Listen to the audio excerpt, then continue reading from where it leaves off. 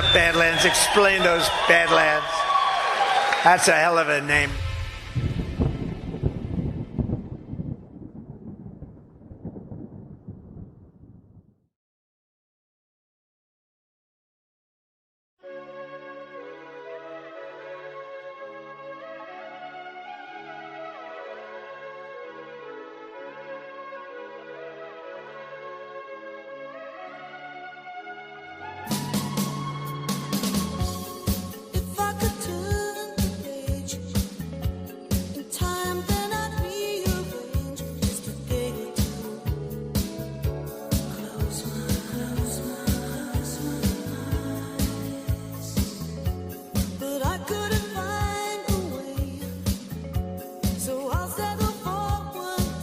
All right. Good afternoon, everybody. Welcome to Geopolitics with Ghost.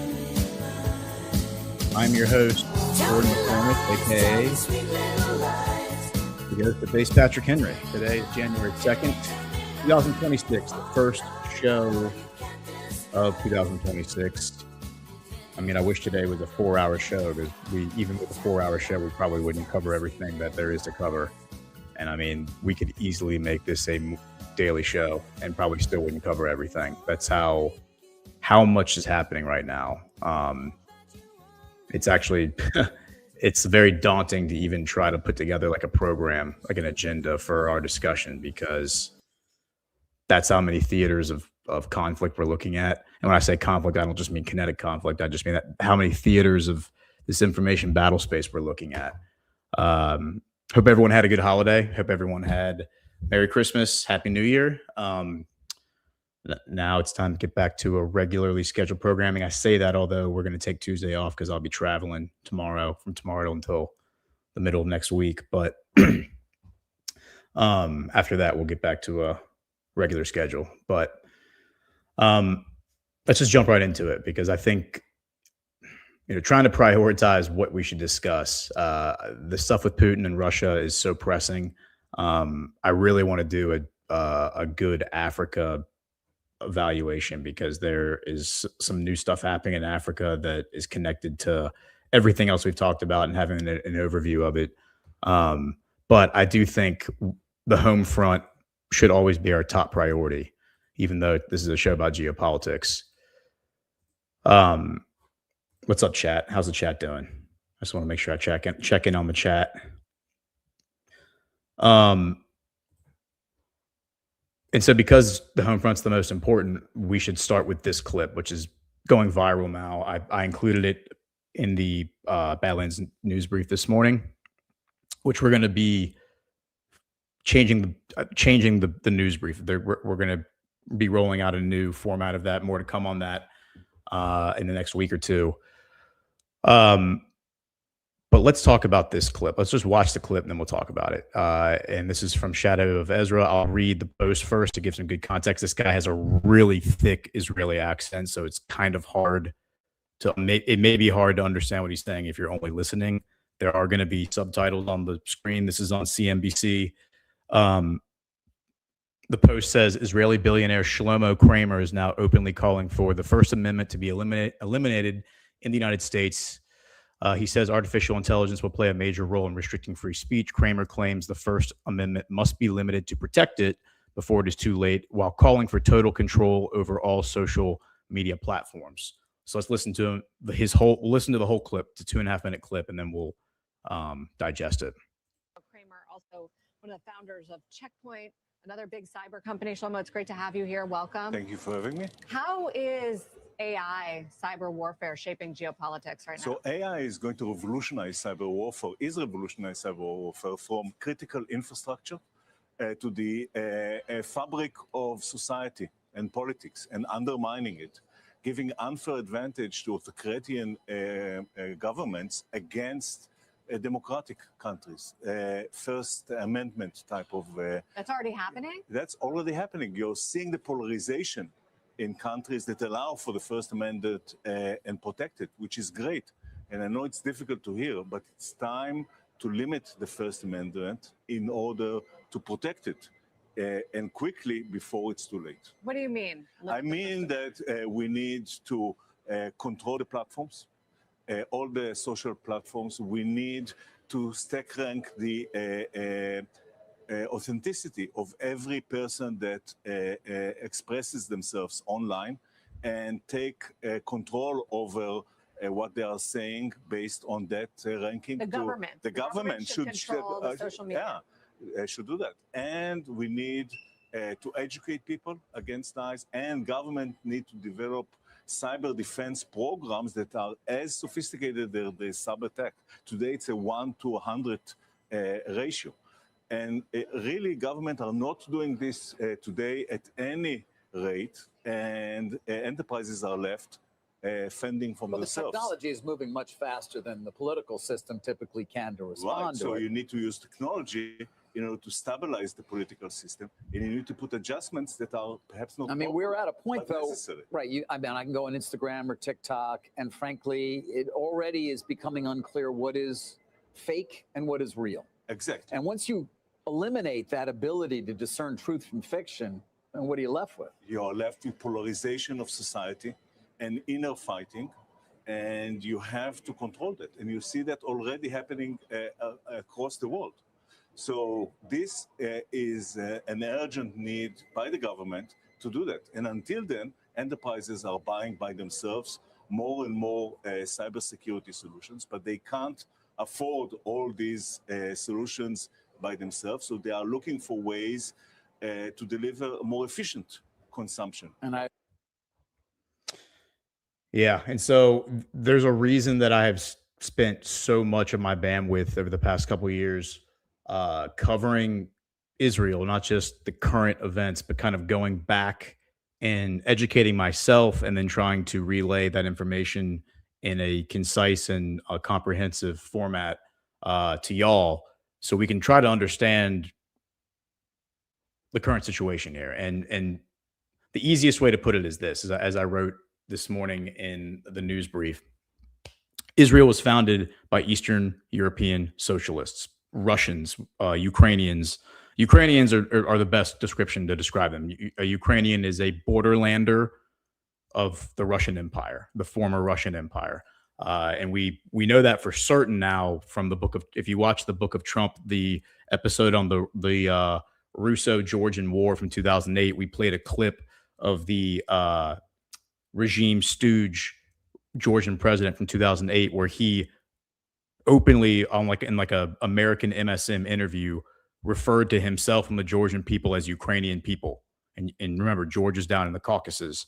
It's because, as Putin told Tucker, Ukraine just means borderlands. It's just a Russian term for borderlands, which is why throughout the past 50 or whatever, 80 years, the country that we call Ukraine has been referred to as the Ukraine, because it is the border. Like that is, there's Ukraine, there's the Ukrainian people, which could describe, people living in Eastern Russia, like along the Pacific Ocean, like Asian people.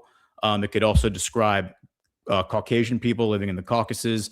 It could describe Mongolian people living in Central Asia. It could describe Eastern European people living in Belarus, living in Lithuania, living in Ukraine. The Ukraine is the country we know as Ukraine. These Eastern European socialists, many of them identified as Bolsheviks, but if they weren't Bolsheviks, they were Bolshevik adjacent, created a country under the obvious Jewish identity, and their top priority was the security of their community. The security of their country took precedence over the security of the individual. And so the collective over the individual, which is the essence of communism. And that is the message that's being championed by Shlomo Kramer. It's the message being championed by Benjamin Netanyahu right now. We're going to watch a clip of that in a second. That it is so important to understand that is the foundation of Israel, is the collective over the individual. Protecting the Jewish community, the Israeli community, is more important than protecting the individual. That's why they have what's called the Hannibal Directive, where the military is allowed to kill Israeli citizens or even Israeli soldiers who are being taken prisoner by their enemies, so that they can't be used as bargaining chips or compromise national security if they know something. And the Hannibal Directive, we know for certain now, because the former Israeli military, defense minister has admitted this. They did issue the Hannibal Directive on October 7th, 2023, where helicopter pilots, Apache pilots, were firing Hellfire missiles on Israeli citizens and Israeli soldiers who were being taken away by Hamas. Once you understand that the origin of Israel is Turkic, which is Central Asian, that's the ethnicity. When you understand their religion is Judaism, which is obvious. When you understand that their ethos is the collective over the individual, the idea of Judeo-Christian is silly and nonsense, obviously. The idea that the American founding fathers are in any way connected to the founding of Israel is asinine. Zionism wasn't even a thing as a political movement in 1776. Anybody who's telling you that, and everybody's telling you that right now. Mike Johnson is saying it. Mike Pompeo is saying it. There are even a number of Trump surrogates who are out there pushing this idea that the founding of Israel and the Israeli culture is one and the same with the founding of America and American culture. It's just bullshit. It's absolute nonsense. And you have to reject that thinking. It's like comparing primates and Homo sapiens. They're just two completely different animals. And with very, very, very loose connections. So once you understand that, then you know you're just being lied to by everybody. Everybody's lying to you. And what Shlomo Kramer is arguing is that we can't trust anything because of AI and everything being fake. Badlands Media has been talking about this for years. Chris Paul is at the very tip of the spear in this conversation. The epistemological discussion that he always talks about epistemology, which is the theory of knowledge, and being able to discern truth from non-truth. And this idea that you have to have something that you can believe in secularly, we have to have an authority that we can trust and believe in. No, you don't. Well, we can't trust anything. Yeah, you can't. You shouldn't trust anything that you see online. You shouldn't trust anything the news media or the government or anybody tells you. Okay, you can trust God. You can trust yourself. You can trust your family. That's pretty much about it. You can trust one another if you have enough of a relationship. But we need to reject everything that's being presented here. And it's not just this guy. And by the way, this guy has been talking about this. Here's an article from August 22nd, September 22nd. It says Shlomo Kramer, AI is going to destroy humanity as a liberal society. And he effectively in this article was saying the exact same thing he said in that clip. That clip is from last week this past week. And he's saying the exact same thing. He's saying because of AI, we are on the brink of a huge disaster.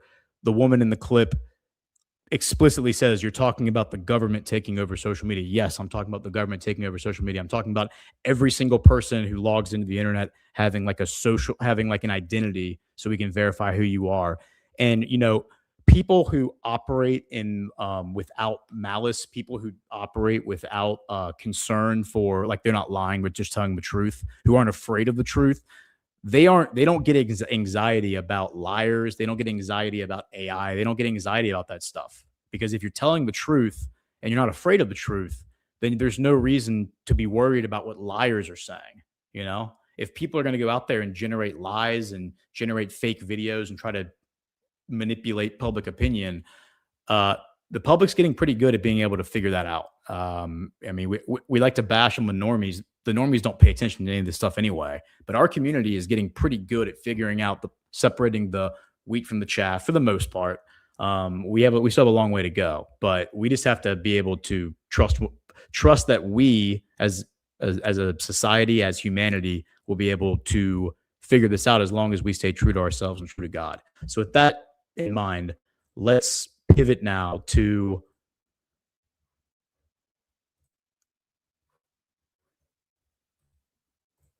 Bibi Netanyahu, who is now saying similar things. Let's look at him in this clip. Here he is receiving a hero's welcome at a synagogue in Miami, Florida, as the crowd erupted in applause upon his arrival.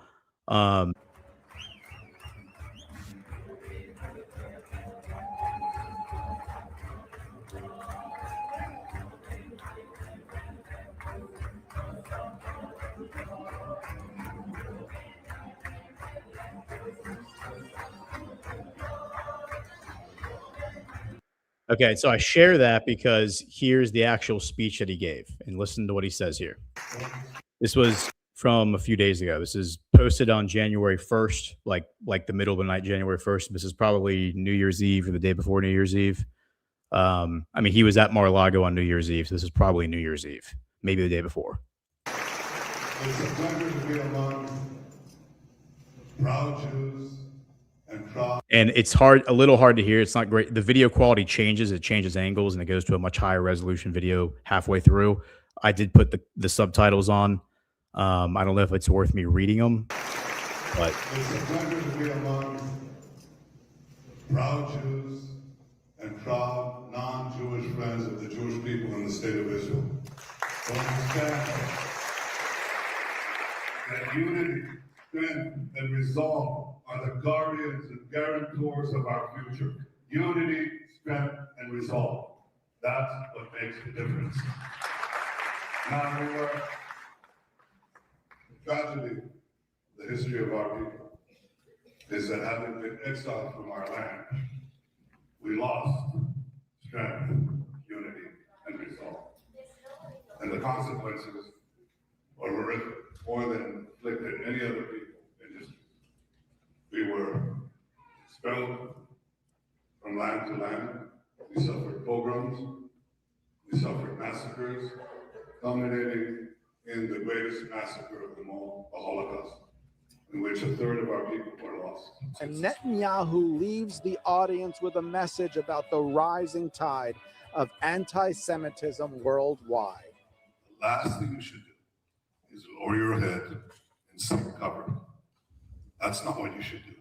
You should stand up and be counted. You should fight back. You should speak up. You should attack your attackers.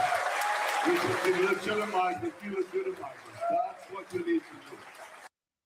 Racism, bigotry, and divisiveness. Back when we moved here, no Jews were allowed to live in Bal Harbour. And look at us now, for hosting the Prime Minister of Israel.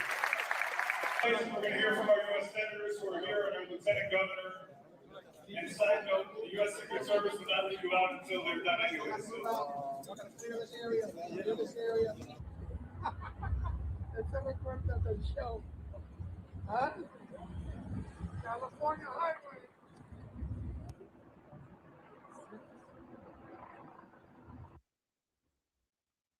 okay. And so now let's here's Netanyahu. This is from a month or two ago, but as I understand it, this video, I recall seeing this video, but I mean, he's wearing that red tie. He was wearing this red tie like all week. So this could be from this week, but I'm pretty sure this is videos. It's from within the past month, I believe. But just as a reminder, here's what he said. Christian influencers, okay? You said, we talked about the woke right, and you said, I call it the woke Reich. That's a brilliant observation. The woke Reich, because these people, you know, they're not any different from the woke left. I mean, they're insane. They're crazy. But they're actually meeting on some of the things. And what we have to do is we have to secure that part of the base of our support in the United States. That is being challenged systematically. A lot of this is done with money. Money of NGOs, vast. Money of governments, vaster. Okay? We have to fight back. How do we fight back? Our influencers. I think you should also talk to them if you have a chance. To that community, they're very important. And secondly, we're going to have to use the tools of battle. You know, the weapons change over time. You can't fight today with swords. That doesn't work very well. Okay, and you can't fight with cavalry. That doesn't work very well. And you have these new things, you know, like drones, things like that. I won't get into that. But we have to fight with the weapons that apply to the battlefields in which we're engaged. And the most important ones are in social media. And the most important purchase that is going on right now is followers. TikTok. TikTok, number one. And I hope it goes through because it can be consequential. And the other one, what's the other one that's most important?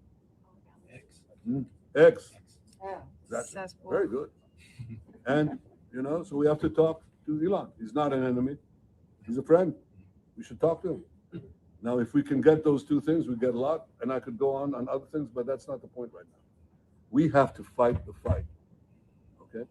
To give direction to the Jewish people and give direction to our non-Jewish friends or those who could be our Jewish our friends. Are we going to succeed with everyone? No. Will there be a strong counterpoint? Yes. Yeah. And so again, this is hundreds of millions of dollars being pumped into the battle space from the Israeli government to buy off influencers and basically control public opinion. Here is Netanyahu saying that this is from a few days ago, the past few days, and how they are going to control that the Israeli government is prepared to assist in controlling or cracking down on online discussion. Here it is. So he did an interview with Brett Baird the other day. This is probably from New Year's Eve or the day before New Year. Yeah, it looks like the day before New Year's Eve, December 30th. The lesson actually goes back to the Holocaust. If somebody says they want to kill you, they want to destroy you, annihilate you, believe them and be prepared at all times to fend them off. We've shown that very ably with the courage of our incredible, heroic soldiers, just incredible. With the case of communities around the world of Jews, as in Sydney or Mascot, or here in the United States, you had these horrible things happen here too. I think it really depends on the position of the government. Do they speak out against it? President Trump does. Many governments don't, and they should. But Jews around the world should always know that Israel will stand by them and will help governments who want to fight anti-Semitism. And the last thing I would tell you is anti-Semitism starts with the attacks on the Jews, but it never ends there. It goes on to others, blacks, Hispanics, and so on. Eventually, it just poisons the entire society. So it's not merely in the interest of the Jewish people to fight anti-Semitism. It's the interest of all free societies to stop it.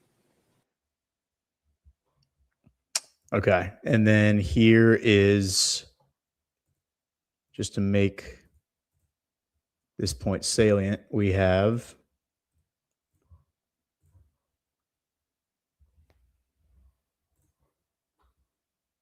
this video. I think we watched this before. We may have watched this before on the show or not, may or may not. This is from a few weeks ago, but this is Jonathan Greenblatt from the head of the ADL. Now, just last week, leaders of the world's 7 largest Jewish communities convened in Australia as part of the 2025 J7 Summit. This is a summit organized by ADL as part of the J7 Task Force to combat anti-Semitism, a convening of representative bodies of the largest Jewish communities on earth. So the J7, as we said, is comprised of the 7 largest diaspora communities. We meet every other week via Zoom to share information, to share best practices. We share what worked for our communities, what hasn't worked, what might work elsewhere. We have shared tips or draft legislation that might work in other countries or spoken of different litigation. A lot of what has been very important has been this consultation where we can learn from each other, learn the trends that are coming in, learn the techniques that others have used successfully, and what might be coming our way, because what happened in Montreal could happen in Melbourne, and what happens in New York or London or Paris will make its way to Buenos Aires. That's number one. Number two, we do speak in one voice in certain aspects on key advocacy. So, for example, when we left Australia, our call to action was on the Australian government to move forward the Special Envoy Gillian Siegel's plan on anti-Semitism, which has been stalled for a number of months, to accept it and to implement it. It was significant that the leaders of the 7 largest diaspora communities went to Australia to show solidarity. publicly with the community, with government leaders in the media, and also make this joint call to action. Finally, we have meetings that are some off the record, some on the record with world leaders in which we share our community's concerns and call for action. So it's both a really important body for consultation and learning from each other, as well as an effective tool when we can come together and speak in one voice. All right, and then finally, let's look at just to show that this isn't. I mean, what they're talking about doing is they're talking about controlling speech, and this is a transnational movement of very powerful people, billionaires, politicians, world leaders convening. They say they meet bi-weekly in a Zoom call, but they also had a summit recently in Australia. But here is an official. We've talked about this guy before, Rabbi Yehuda Kaplan, Israeli-born, part of the Trump administration, who says he's basically going to weaponize the State Department against the criticism of Israel. Here is him doing an interview the other day. The Trump administration has not been shy about throwing its weight around in order to get things done and leveraging its power in order to get other countries essentially to see things the way that they need to be seen, according to the Trump admin. How do you feel this administration can use that leverage with allies and non-allies in order to try to contain rampant anti-Semitism? So I think two things. If you take a look at what recently the Secretary of State has put out about using migration as part of seeing how migration has affected the policies of governments globally, that's something that we're monitoring. The fact that visas, we can look at someone, it's a privilege to come to America to visit or to study or to work. You just can't be a person who hates, then come into the country and foster and sow discord. This has been the greatest administration from day one. The president has laid out his agenda together with the secretary about how to keep Americans safe. And secondly, how to keep students on college, how to stop the rhetoric of hate, that it's not okay. What has gone on in the past year, seeing universities in record numbers approaching the government because they don't have an option. They're funding. Everything is being done. You have a measuring stick. You have accountability. And that's what the president has done, not just in the United States, but even abroad. The UN now has accountability. UNRWA is not being funded by the United States. Why? Because they helped fund terror. There was no transparency. Instead of funding schools, they ended up funding a tunnel network in Gaza that harmed people. So now there's accountability. And my job is to enforce and work to make certain that people will be held accountable about monitoring and combating global anti-Semitism.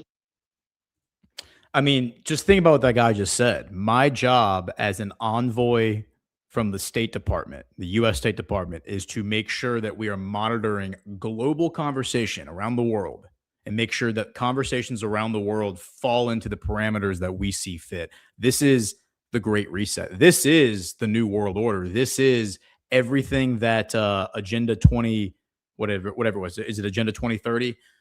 Promised. A one world government that will control speech around the world and make the entire world bend to its will. And this is an official from the Trump administration proudly saying he is at the tip of the spear implementing that.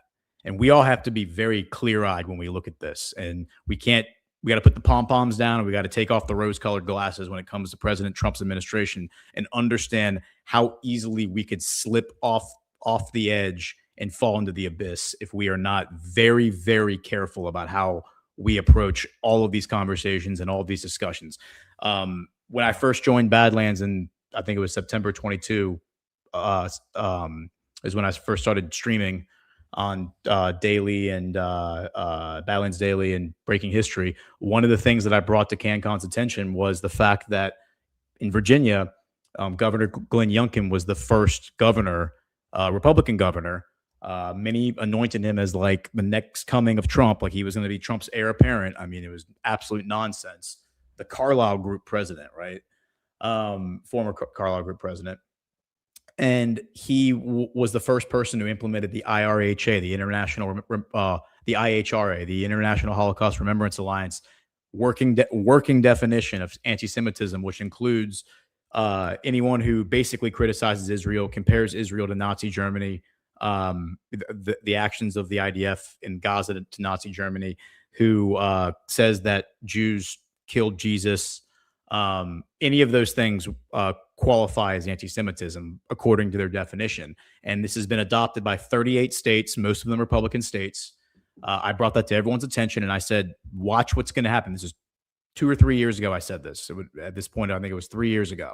I said, watch how this is going to be used to control speech around government. And eventually what will happen is it will be criticism of government officials who are Jewish. And then eventually it'll just, who feel threatened by the rhetoric against, because, oh, I'm Jewish, so you can't criticize me, even like American politicians. And then it will just be all politicians in general. Like, this is just a Trojan horse to get to a wider authoritarianism on controlling free speech and free thought. That's what this is. It was so obvious back then. It should be so obvious to all of you now. That's what this is. It's so important that we look at this, evaluate it, understand it, call it out, talk about it, and absolutely reject it, because they are coming for the First Amendment, and it's the Republican Party leading the charge. It's the Republican Party who are gung-ho about this. Mike Johnson out at the very tip of the spear saying, hell yeah, let's do this. This is awesome. We all have to be very, very clear about what's happening. And to that point, here, I put this in the news brief today. Our boy Mom Donnie. Look, Mom Donnie pushes the collectivism and communism and all that crap. New York City is already a communist city. I mean, it has been for a long time. So now they're just being far more open about it than they ever have been. But Mom Donnie revokes IHRA anti-Semitism definition on day one because he was sworn in yesterday. Amid broad rejection of Adams' orders, NYC mayor nullifies swath of predecessors' actions, including some related to Jewish community and one that opposed the campaign to boycott Israel, retains office to combat anti-Semitism.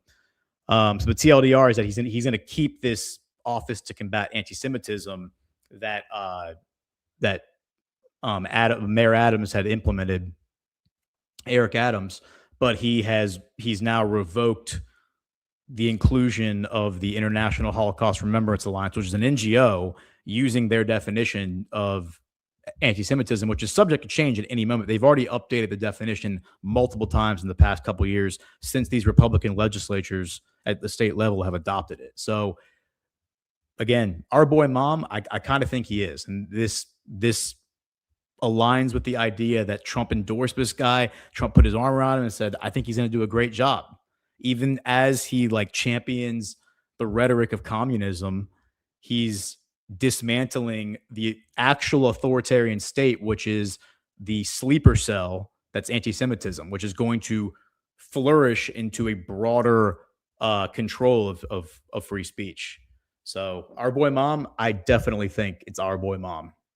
I don't really care that he's a communist, because I think that just makes him a useful idiot. And so from there, let's just hit a few headlines from Israel, and then we'll pivot to Iran and try to make our way out of the Middle East. Culture minister says Gaza belongs to Israel, Palestinians merely there as guests. The Likud lawmaker makes claim when asked about his response to the award-winning film The Sea, which led him to establish alternative award ceremony and threaten funding cuts.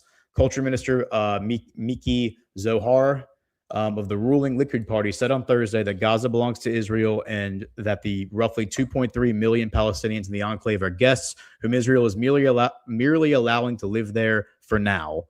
He made the remarks in an interview with the Khan public broadcaster while explaining the reason why he is considering denying funds to the Israeli film industry after the country's most prestigious film prize, the Ophir Award to The Sea, a movie about a Palestinian boy from the West Bank who was denied an entry permit to visit the beach in Israel, pushed by radio host Chin Lieberman to define exactly what it is about the movie that justified potentially defunding Israel's film industry. Zohar suggested that it painted the IDF in a bad light and made the Jewish state look like an apartheid country that is killing Palestinians.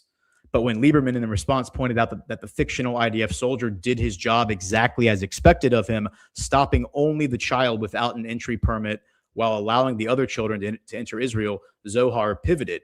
Quote, "Let me tell you about a large number of children, perfect and sweet, from Be'eri, Kfar Aza, and Kfar Aza, who won't see the sea ever again," Zohar said, referring to the Israeli children killed during the October 7 massacre. Minister Miki Zohar, quote, "Minister Miki Zohar, what you are telling me is that because of October 7, Israeli creators are forbidden from making films that are also about Palestinian children?" Lieberman inquired, to which Zohar only responded that he would not allow films that acted against IDF soldiers to receive funding. Quote, "It's a movie that depicts a certain reality. That's the reality of occupation," end quote. Lieberman continued to push, quote, "Maybe you have a problem with the occupation, but not the movie, because the movie doesn't lie in that regard." Okay, so let's just back up and just understand the context here. This is a minister from Netanyahu's government. He's not a member of the far right coalition. He's not he's not Itamar Ben-Gvir. He's not Bezalel Smotrich. He's not Israel Katz. He's not in any of their parties. Those guys are all in like these religious Zionism party, the Jewish Power Party. Those are the parties that are like on the forefront in the West Bank, pushing for the settlements, pushing for the settler violence, pushing for all that stuff. He is part of the Likud party, which is like the Republican establishment, basically, of Israel. And he is openly saying, number one, he's disclosing something. We're getting disclosure here from this story. The Israeli government funds the Israeli film industry. So the movies that come out of Israel are funded by the Israeli government.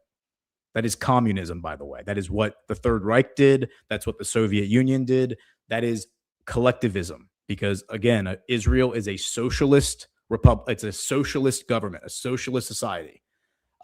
He's now saying that because this movie offended him, offended his politics, and basically criticized the state, he's not going to fund movies like this anymore. Meaning that those filmmakers in Israel are no longer going to be allowed to make movies, which again is authoritarianism. It's control of free speech. And it's what's coming eventually to America. What's what these people want to bring to America. These are not our values. These are foreign values from a foreign land, from a foreign people, a foreign ideology that we as Americans have to fundamentally reject.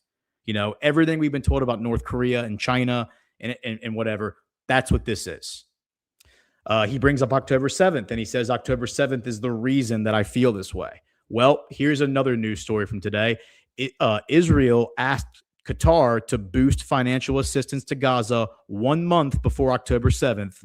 According to an internal report, Israeli officials have said to have asked Doha's Mohammed al-Imadi to buy more Egyptian fuel to fund the Hamas regime, thinking the terror group wanted economic relief in exchange for quiet. Israel asked Qatar to increase the financial assistance it was giving to Gaza 1 month before the Hamas-led October 7, 2023 massacre. The Yedioth Aharonoth Daily reported Friday.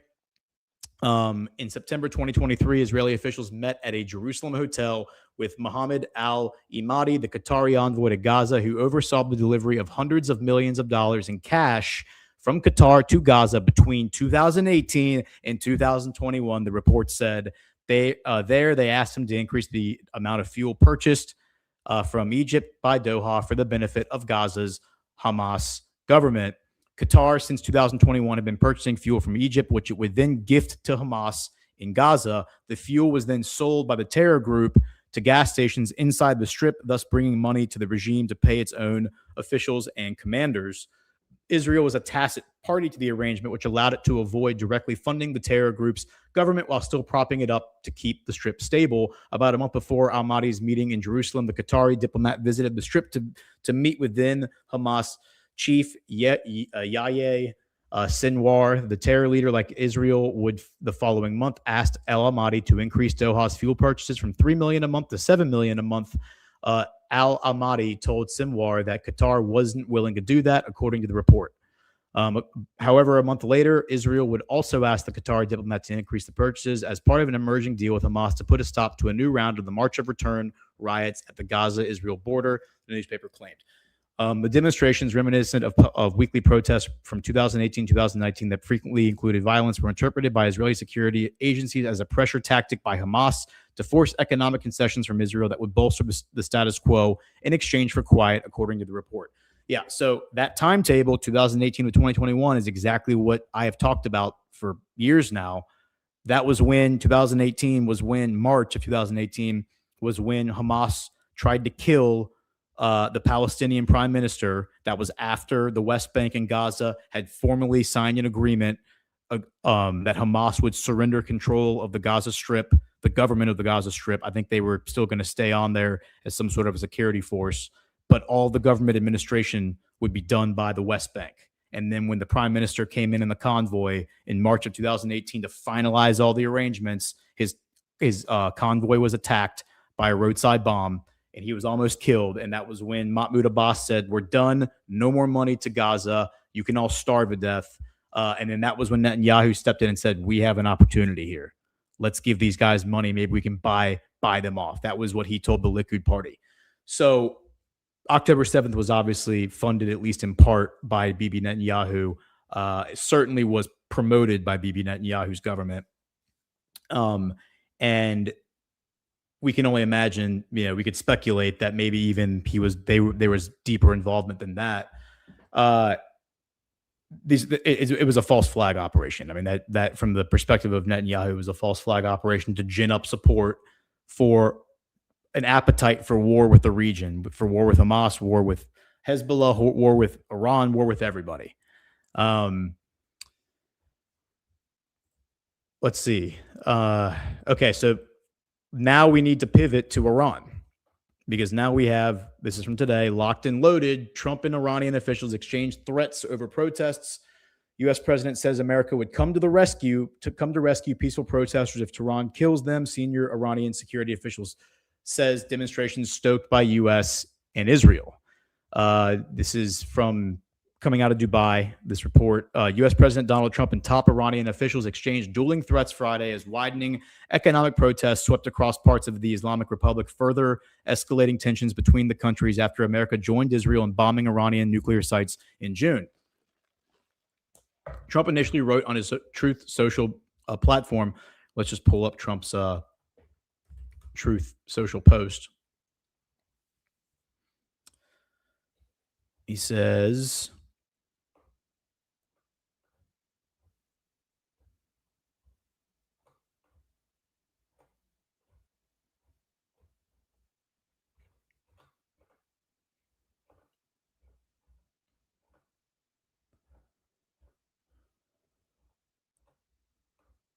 wow, this thing is really having some trouble loading, isn't it? It's this Brave browser does not like True Social for whatever reason. I don't know why this post isn't coming up. Or no, he reposted the post. Wow. Here it is. If Iran shoots and kills, this is from 11 hours ago. If Iran shoots and kills and violently kills peaceful protesters, which is their custom, the United States of America will come to their rescue. We are locked and loaded and ready to go. Thank you for your attention in this matter. President Donald J. Trump. I have an opinion on all this, by the way, but let's kind of back up and read the article and then communicate to everybody what, let's zoom out a little bit. Let's go back to the article. Okay.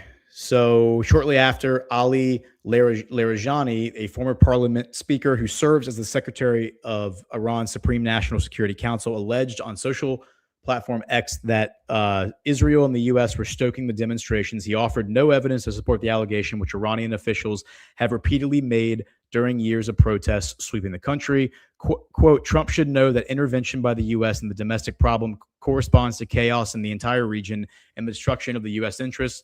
Larijani wrote on X, which the Iranian government blocks. Quote, the people of the U.S. should know that Trump began the adventurism. They should take care of their own soldiers. Larijani's remarks likely referenced America's wide military footprint in the region. Iran in June attacked. And then it goes on to give the history of the conflict over the past year. Quote, the people of Iran. So he goes on to say, says Ali Shamkhani, an advisor to Supreme Leader Ayatollah Ali Khamenei, who previously was the council's secretary for years, warned that any interventionist hand that gets too close to the security of Iran will be cut. Quote, the people of Iran properly know the experience of being rescued by Americans from Iraq and Afghanistan to Gaza, he added on X. The current protests, now on their 6th day, have become the biggest in Iran since 2022, when the death of 22-year-old Mahsa Amini in police custody triggered nationwide demonstrations. However, the demonstrations have yet to be countrywide and have not been as intense as those surrounding the death of Amini, who was detained over not wearing her hijab or headscarf to the liking of authorities. Iran's civilian government under reformist President Masoud Pezeshkian has been trying to signal that it wants to negotiate with protesters. However, Pezeshkian also acknowledged that there is not much he can do, as Iran's rial has, that's their dollar, has rapidly depreciated, with $1 now costing some 1.4 million rials. That sparked the initial protests. The protests, taking root in economic issues, have heard demonstrators chant about Iran's theocracy as well. Months after the war, Iran has said it was no longer enriching uranium at any site, etc. Yeah, and then it goes on to give that whole thing. But it says Iran said it was no longer enriching uranium at any site in the country, trying to signal to the West that it remains open to potential negotiations over its atomic program to ease sanctions. However, those talks have yet to happen, as Trump and Prime Minister Benjamin Netanyahu have warned Tehran against constituting its atomic program. So I think we covered on Friday the whole missile discussion about how they're now trying to gin up. That's what Netanyahu was doing last week. The show that I did on Tuesday, I guess it was Tuesday. Yeah, it's hard to keep track of the days because of all these holidays. But on Tuesday we did the show where we talked about the Netanyahu and Trump meeting, and they're trying to make this all about missiles, hypersonic missiles. And this is going to be a good pivot talking point. But before we pivot and talk about the missiles, I want to just comment on the fact that Trump and the Iranian leaders taking control of the narrative. I see this as the white hat op in the chaos, because this is clearly we are watching a color revolution unfold in Iran. Okay, and color revolutions, it's really important to understand that you cannot look at color revolutions as a binary. Just because the CIA or Mossad or MI6 is launching a color revolution against the government does not mean that the government that is currently in power is not already under their control. That's not how it works. It doesn't mean the government that is in power is earnest. It doesn't mean that they're good, that they're white hats, any of that. They overthrow their own governments all the time for optics, or to bring in a new leader, or to get some reform changes, some necessary key changes that they want made. There's so many reasons that they overthrow their own governments. I personally think that there were strings cut in Iran. I think that the killing of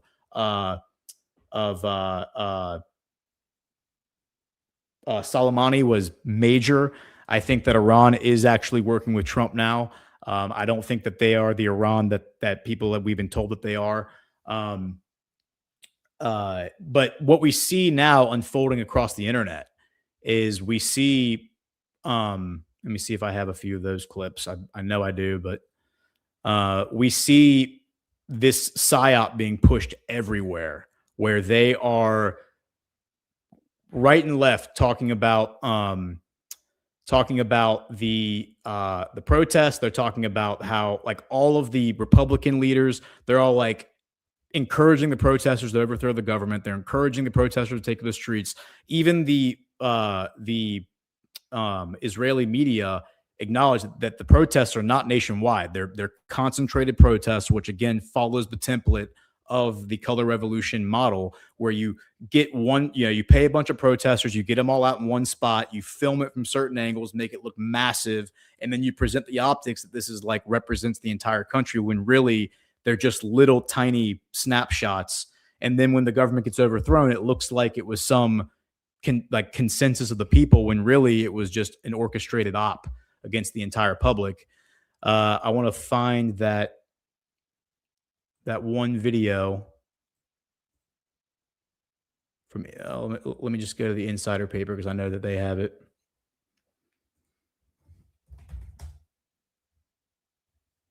Insider paper, here we go. So insider paper,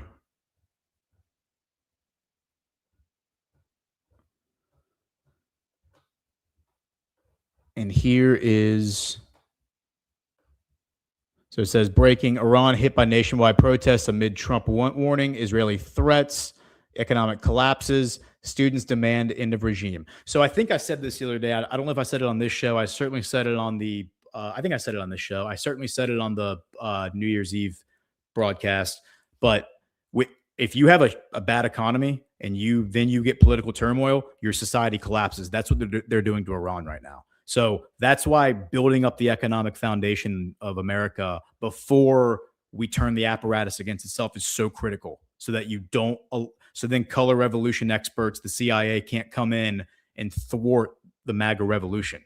That's why we have to be very, very aware of that. That's probably what's holding up a lot of the quote unquote justice from starting to unfold, and why Trump is cozying up and rubbing elbows with people that a lot of us perceive to be untrustworthy or even enemies, is because he's not ready yet to pivot against them completely.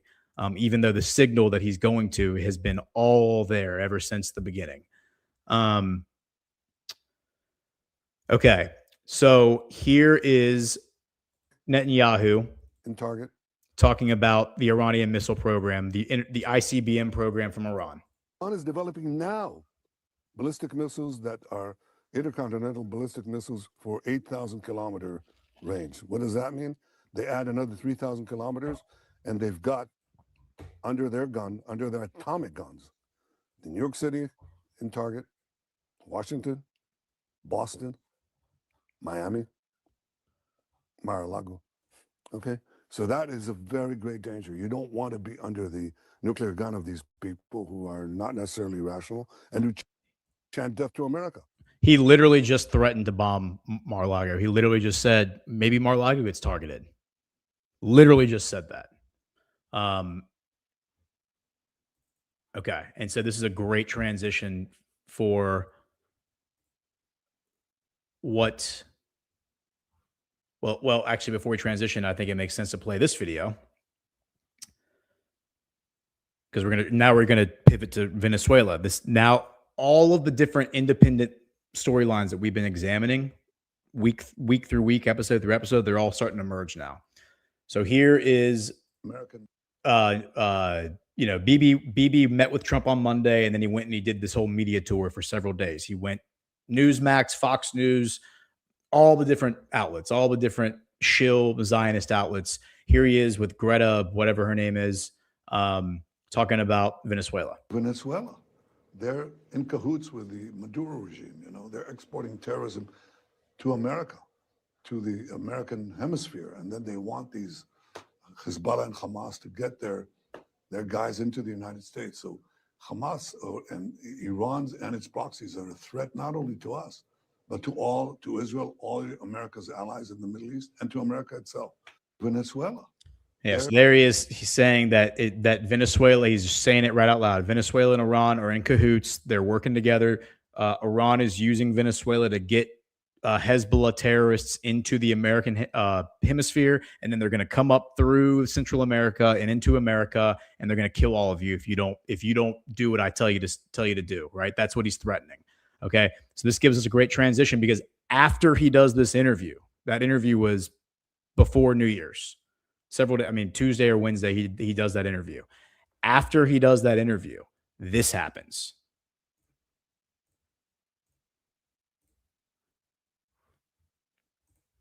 I have three links I want to, or three things I just want to show you. U.S. Department of the Treasury. Treasury targets oil trader. Well, wait, before we go to that one, this one.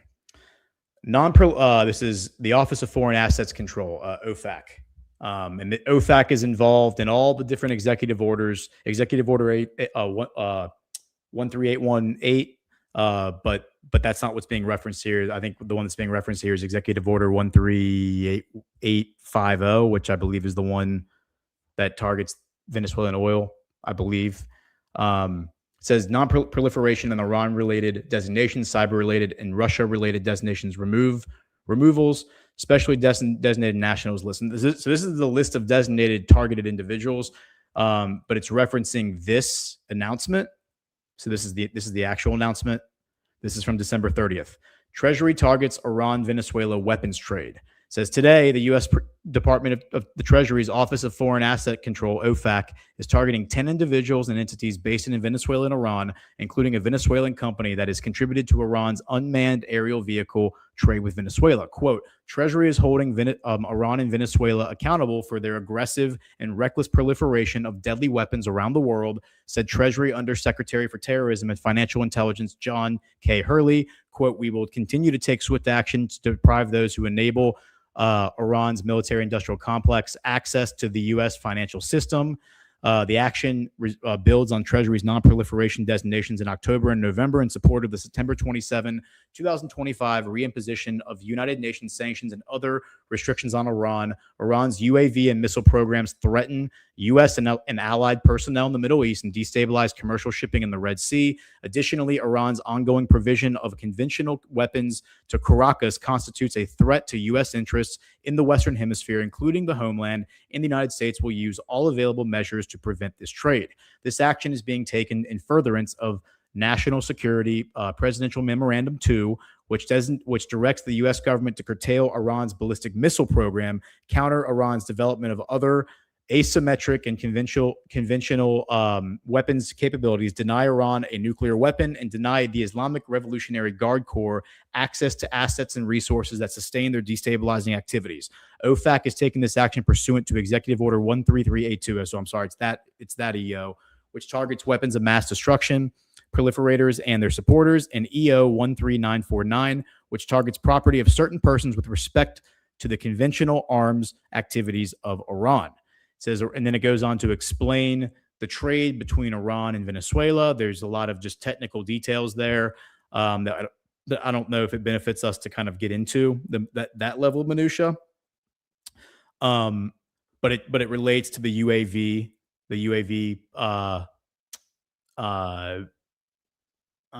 industry.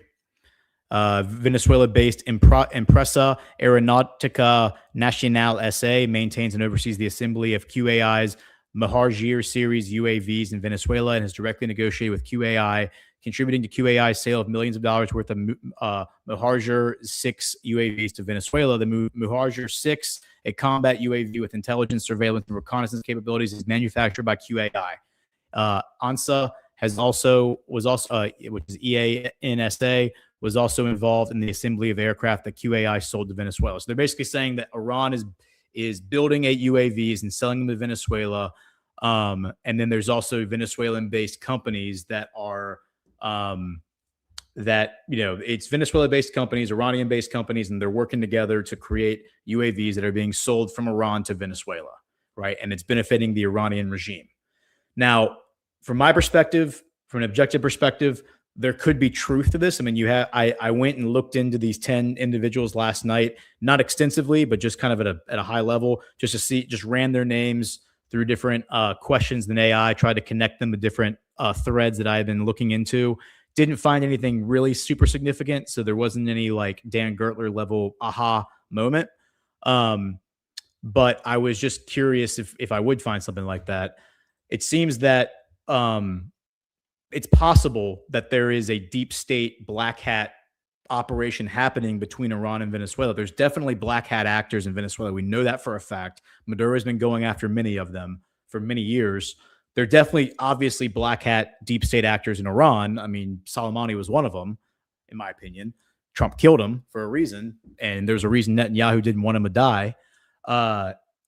So I think that there's definitely the possibility that this is being done. Like the momentum of this situation is being capitalized on by Trump to clean up this stuff. Because I think maybe in a perfect world for the deep state, this operation actually goes through. These people are not sanctioned properly. And this connection point between Iran and Venezuela, which may or may not be real, does facilitate some sort of a false flag operation that can then be traced back. A paper trail can lead back to Venezuela. That justifies the war with Venezuela. The paper trail can lead back to Iran. That justifies a war with Iran. And suddenly we are fighting Venezuela. We're fighting Iran. We're fighting Russia. We're fighting China, right? And then that's World War III. So again, I see this as drafting off the momentum of probably something that was supposed to happen according to the deep state. That's what this looks like. You have this other press release from the following day, New Year's Eve. Treasury targets oil traders engaged in sanctions evasion for Maduro regime. This is from Scott Bessett. President Trump has been clear. We will not allow the illegitimate Maduro regime to profit from exporting oil while it floods the United States with deadly drugs. The Treasury Department will continue to implement President Trump's campaign of pressure on the Maduro regime. And it says today the OFAC sanctioned 4 companies for operating in Venezuela's oil sector and identified 4 associated oil tankers as blocked property. And so the 4 oil tankers are the Nord Star, the Rosalind, and the Della. And there are other entities that are involved. Crepe Myrtle Company is one of them. Ares Global Investments, another. Winky International, that's a weird name, is another one. And then it says the Valiant, the Valiant as well. So it says the Della and the Valiant. The Della and the Valiant are the 2. So those are the 4: the Della, the Valiant, the Rosalind, and the Nord Star. Now that's oil stuff. That's not related to the weapons. But now we have weapons from Iran and Venezuela, and then we have oil being targeted in Venezuela. Here is an interesting interview I saw posted yesterday about Maduro. It's in Spanish, so I'm going to turn off the sound and I'm going to read what the interviewer is saying. It looks like Maduro is driving. It's like, no, they're in the back seats. So no, you got your rear view here. So I think Maduro is driving. I think this is like one of those the late night talk shows do the thing where they are driving around and they sing. They do like interviews, that kind of thing. That's what this is.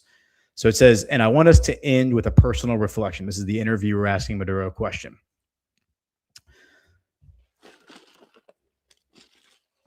How do you personally live psychologically, spiritually? You were talking about your condition as a believer in this situation, where we are already talking about 28 weeks, more than 5 months of pressure and the threat of a military attack by the world's leading military power. And then Maduro's response is, the guy's like, how are you not in a bunker? How are you not, how are you going around dancing everywhere? You're dancing everywhere. That's basically what he's asking him. And then Maduro's response is, I have an infallible bunker, Almighty God. I entrusted Venezuela to our Lord Jesus Christ. He is the King of Kings, the King here of our homeland. I entrust myself to him every day. I entrust our homeland to him. Always, not just now, always. And also the people are our great shield, our great inspiration, our great energy, because from those people we have received everything we are. And for those people we give everything we are. I am simply not myself. I represent a historical project that carries 500 years of struggle. So he's referring to when the Spanish showed up. When the Spanish showed up in the early 1500s, 1492, and then that was when Columbus sailed the ocean blue. The Portuguese arrived in Brazil. Columbus arrived in the Caribbean on islands, and then shortly after that, you got Cortez arrived in the Yucatan and took Tenochtitlan, which is now known as Mexico City. That was the capital of the Aztec Empire. And then who was it who invaded the Inca? Was it Pizarro? I think it was Pizarro. Was it Pizarro? I think Pizarro is the one who took the Spanish explorer who conquered the Inca in Peru, which would have been connected to Venezuela in Colombia. And so he's talking about 500 years of struggle. He's talking about European colonial struggle, 500 years. I could tell you I am Guaca Peru. I am Bolivar. I am Zomaro. I am Chavez. He's referring to historical figures from their region. Because I am the people. In aligning with the people, embracing the people, giving power to the people is the reason for being and the essence of our historical project. And on that path, we will always do well. Always in any circumstance. Our absolute decision is to be loyal to the oath of leading our homeland to greatness. But for Venezuela to be great, we don't have to harm anyone.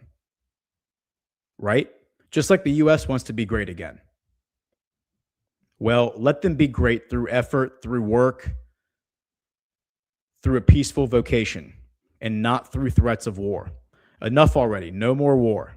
Simple. These are convictions. We are only moved by convictions, commitments, oaths, and a divine sacred force that is beyond comprehension because God is with us. And as our people say, if God is with us, who can be against us? Okay, and then the last thing I want to present to close out this whole exploration is this from Christmas Day, a Christmas Day proclamation from the Ayatollah Khomeini. And he says, this is from the Iran Observer, and the Iran Observer posted saying, breaking, Grand Ayatollah Khomeini invites Muslims and Christians to follow in the footsteps of Jesus Christ. This is from Christmas Day. Jesus Christ was, in his post says, Jesus Christ was sent to save humanity from ignorance and oppression and to guide them to the light of knowledge, justice, and servitude to God. He never paused in his fight against evil and an invitation to goodness. This is a lesson for Christians and Muslims believing in his prophethood. Man, coming from the Ayatollah, who expected the Ayatollah? Who had that in their bingo card from the Ayatollah on Christmas Day? But if I look back to Maduro, why is Maduro the way he dances, right? The way he talks about Jesus, the way he just spoke right there about being guided by God and all of that. And then he also mentioned like making America great again, making Venezuela great again. We can do this through peaceful vocation, through work, through effort, through hard work, not through war, not through warmongering. That sounds like first principles. That's everything that we champion in the MAGA movement, the America First movement. And then you have the Ayatollah reflecting that exact same exact same idea on Christmas Day about Jesus. It's hard to look at Maduro and think that he is like this ruthless dictator when he is invoking the name of Christ. He's dancing like a goofball, like all the time. He's not calling for war. He's calling for peace. And then on the flip side, you have Netanyahu basically saying, let's go kill as many people as we possibly can and start as many wars as we possibly can to defend our nation. Who is the actual bad guy here? And if you imagine that this color revolution in Iran is being run by the deep state, and you have the Republicans jumping for joy for it, for Trump to step in and take control of the narrative and say, we are ready to put boots on the ground if one protester is harmed. And then the Iranian regime coming in and saying, oh yeah, you better not. It feels like that's the Trumpomania. That's the WrestleMania angle where they're basically taking control of the dialectic away from the regime, away from the deep state. And they now are going to do their soap opera, their wrestling soap opera, because we were watching Days of Our Lives. It was very dramatic and very serious. And now we're watching Macho Man Randy Savage and Hulk Hogan scream at one another in the middle of WrestleMania. And they now control what happens because they're the ones, and they're at the highest levels of the Iranian government, the highest levels of the American government, exchanging these public commentary. Nobody's listening to the underlings anymore. They're only interested in what they're saying now. That's how you seize control of a narrative. So anyway, I thought that was I hope that last hour 13 minutes made sense. Let's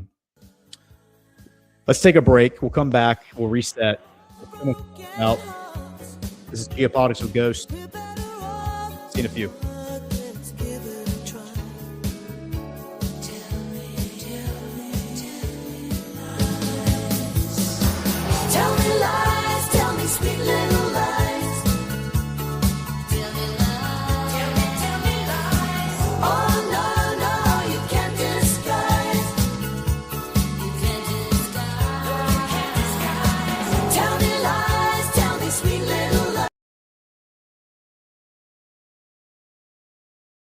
Soft Disclosure just dropped new favorites for the season.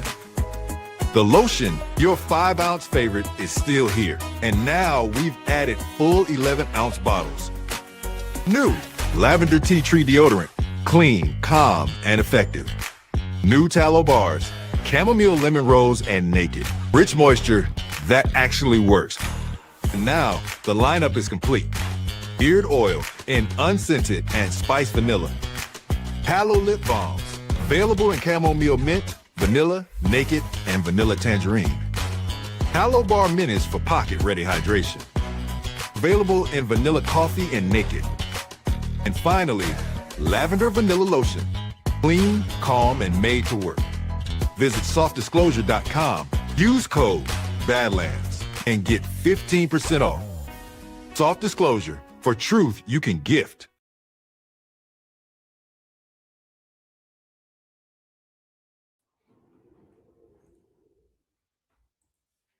Maha yourself with supplements that don't suck from Conscious Strength. Founded by Badlands' very own Jordan Sather in 2019, Conscious Strength products are made in America and won't break your bank, unlike other online brands. Their lineup includes collagen for strengthening joints and hair, electrolytes to get rid of those cramps, green powders that taste good and mixes easy, Shilajit gummies, methylene blue, zeolite, and more. Flip the finger to pharma, be your own doctor, and get supplements that you can trust from Conscious Strength. Go to badlandsmedia.tv/strength to shop now. One more time, that's badlandsmedia.tv/strength, and the link will be in the description of this video.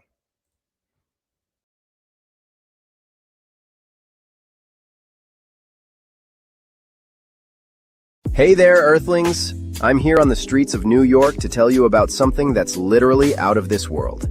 You know, traveling between dimensions really takes it out of you, but I've found the perfect solution.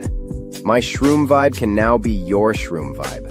Elevate your frequency. Get microdose capsules, gummies, and chocolate bars at myshroomvibe.com. Use code BADLANDS for 10% off your order. Trust me, galaxy hopping demands balance, and ours comes from Mother Nature. Organic, not synthetic. It's the real deal. Sai Lee, if you know what I mean. Check it out. Your frequency will thank you. Visit myshroomvibe.com. Organic goodness, not synthetic. Use code BADLANDS.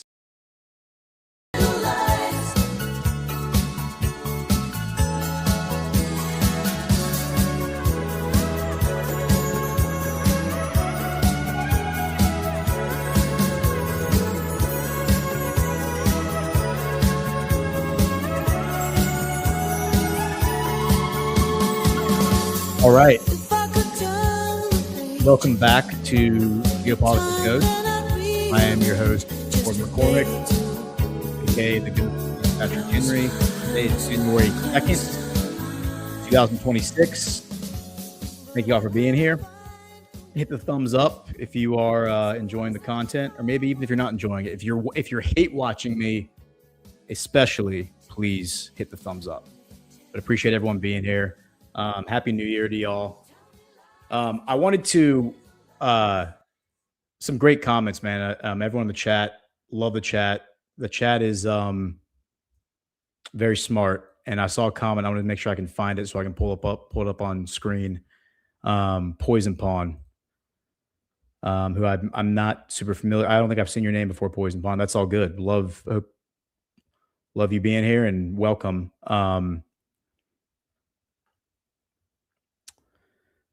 Let's see. I can't find I was trying to find the comment in StreamYard so I could pull it up on screen, but I found it in the Rumble chat. He says, "Don't fall for the act. Satan can appear as an angel of light, lying to your face when is what he does best."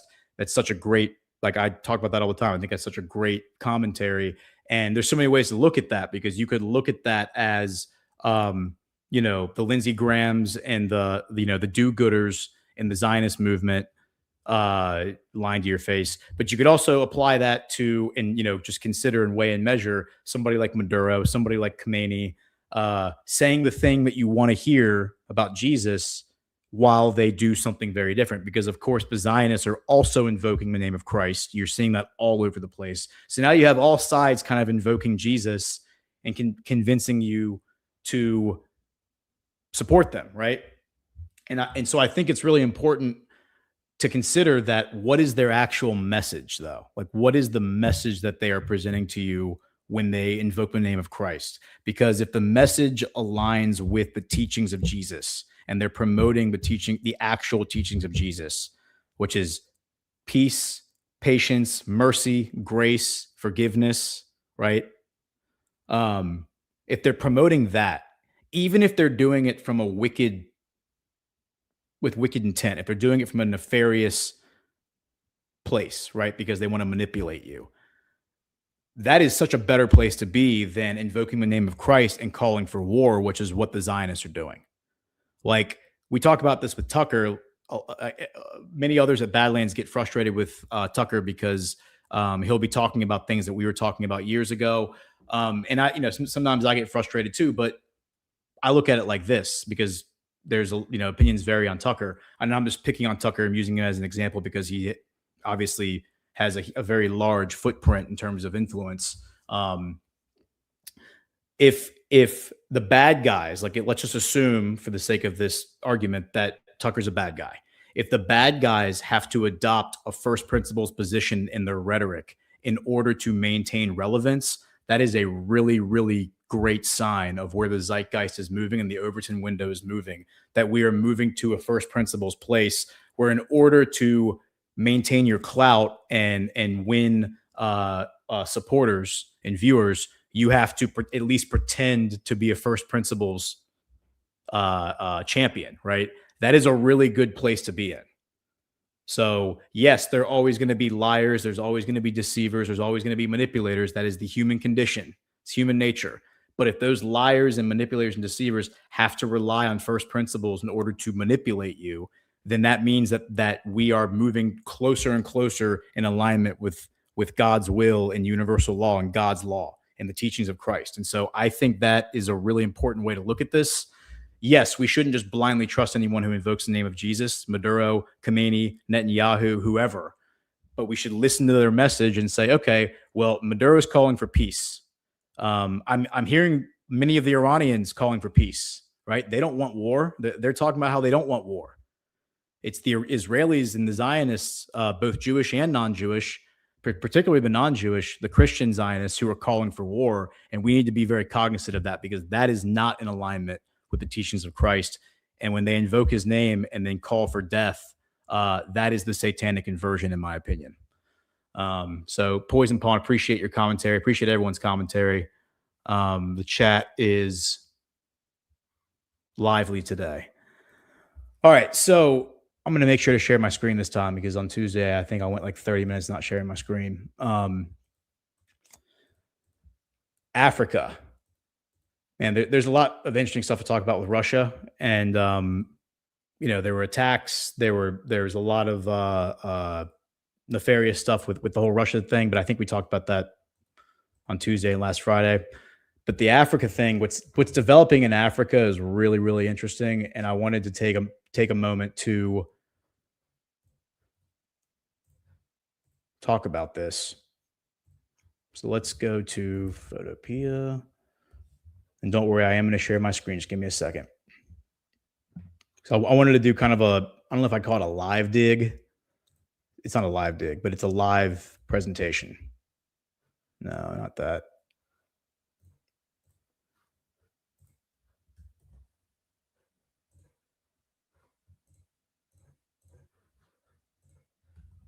There it is.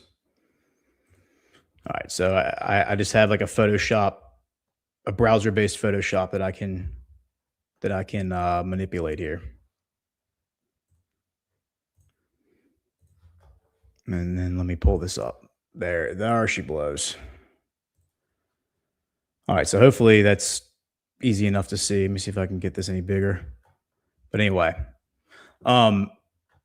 so they're really, I think I read back during the Biden years that there were 49, there's like 47 or 49 conflicts happening in Africa, like little of all various sizes during the Biden years that absolutely nobody was talking about.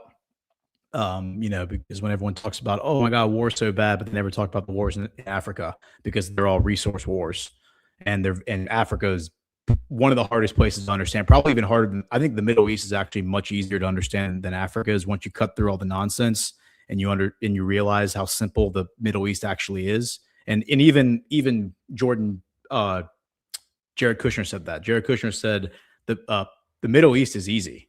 It's the people who are hard.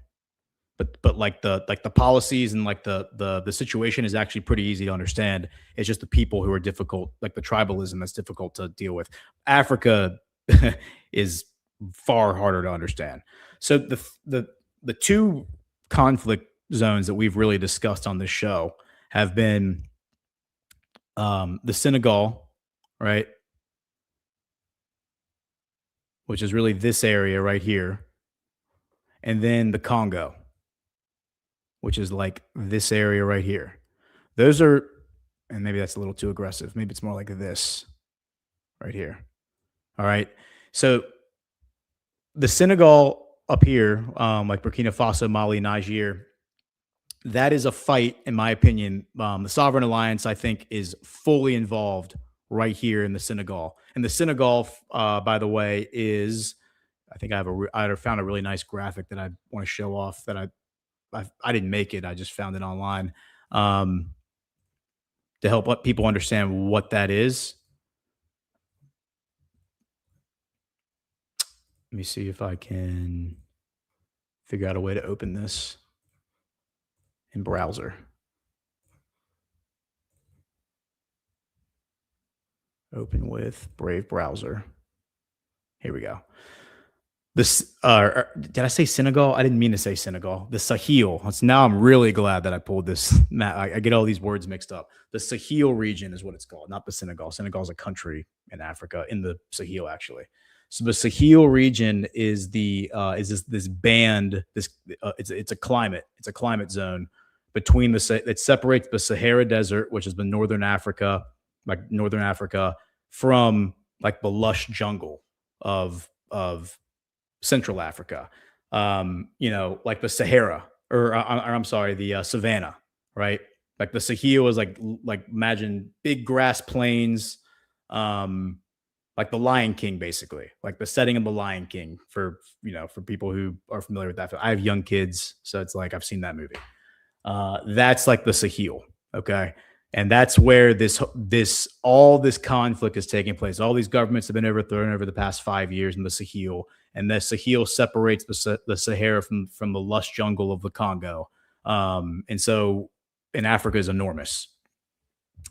So if we go back to our map and we understand that this region up here is really all about sovereignty, the Sovereign Alliance helping Mali, Niger, Burkina Faso kick out the French, kick out the UN, kick out the EU, kick out NATO. They're trying to fight back. They're trying to come back in through Nigeria. They're using Nigeria as a proxy to launch conflict against these defiant revolutionary states that I think are actually earnestly fighting for their freedom.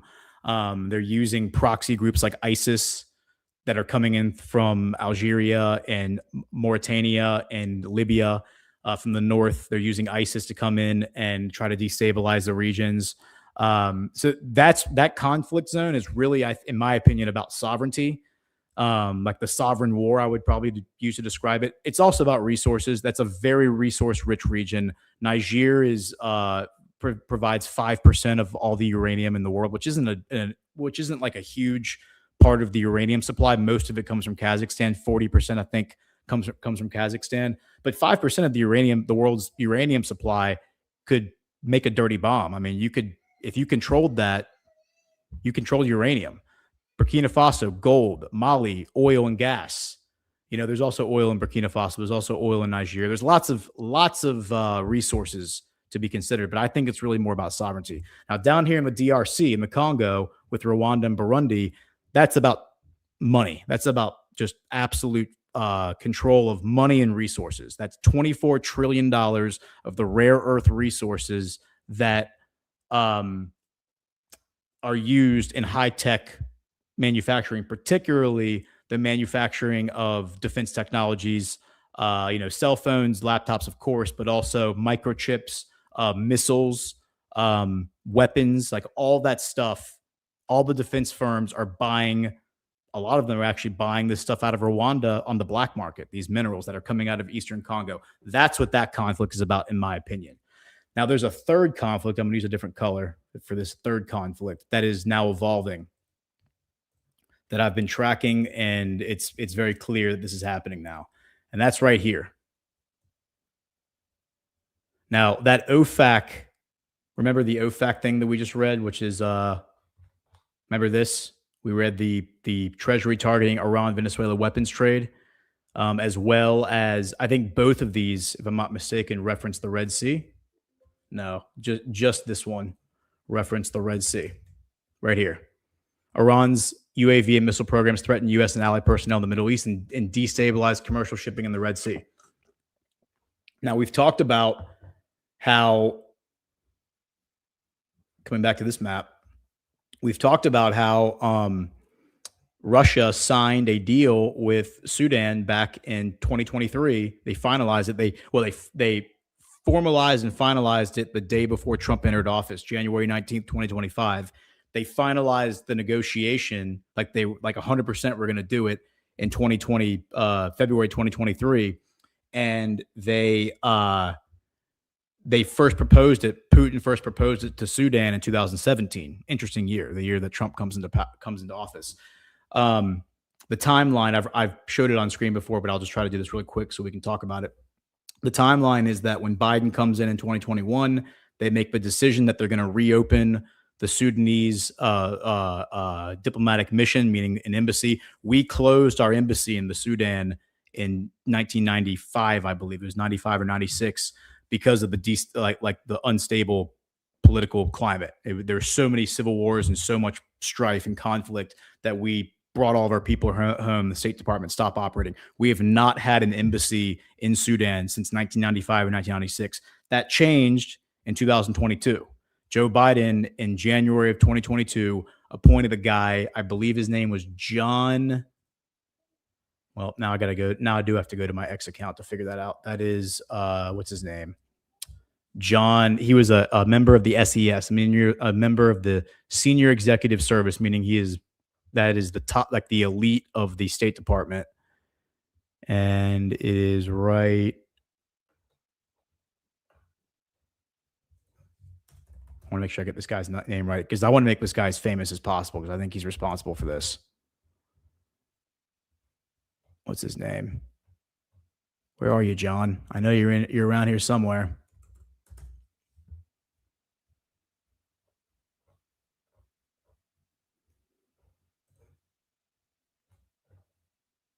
John Godfrey, that's who it is. Yeah, so 95, we close it down. 2022, we reopen it.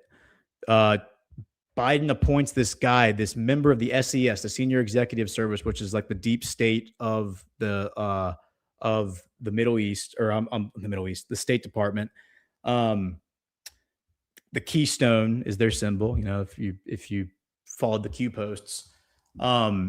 And John Godfrey goes in there. He gets nominated. I think it's early 2022. He gets confirmed in, I believe it was July of 2022. It was like June or July 2022. And then he finally deploys in August of 2022 is when he actually boots on the ground in Sudan. So it takes like 8 months from nominating him and deciding that they're going to do this to actually getting him on the ground in Sudan. And one of the first things he does, this article that I'm showing you on screen, is from September 28th. It says, U.S. warns Sudan of consequences if it hosts Russian military base. And then the State Department is for months saying, yeah, they're actually not going to do it. We know they're not. They're leveraging Sudan not to do it. February 2023, which is 5 months after this article, the Sudanese government announces they are going to do it. And then 2 months after that, which is April 2023, a civil war breaks out in Sudan. And then that exact month, the U.S. State Department closes down the embassy, brings John Godfrey back, and we're out of Sudan all over again. And there's been a massive civil war in Sudan ever since then, for the past 2.5 years, basically, over 2.5 years. So John Godfrey was in country for effectively 8 months. and another civil war breaks out. And it appears the reason the civil war, in my opinion, breaks out is because Sudan agrees to host the first Russian military base on African soil, which, coming back to this map, is about right here at the port of Sudan, which is like their major port. They're going to build, the Russian Navy is going to build a port right there. And let me make sure, you know what, we should just go to Google Maps and make sure we have our data right. So in this conflict, which I've been loosely tracking the Sudanese civil war, it's really hard to make sense of. And yeah, so here's Port Sudan, right in the center. It's right across from Jeddah. Jeddah is like the Miami of Saudi Arabia. And you have the UAE pumping money into this RSF rebel group, and it's really murky to understand, like, all these different groups fighting in Sudan. Who are the good guys? Who are the bad guys? Who's the deep state? Who's the proxy group? Maybe there aren't any good guys. But in addition to the UAE pumping money into Sudan, we also learned that the UAE is pumping money into Yemen. So the UAE and Saudi Arabia are pumping money into Yemen. And actually, Chris Paul sent me a really good article that I can cite here. Right here.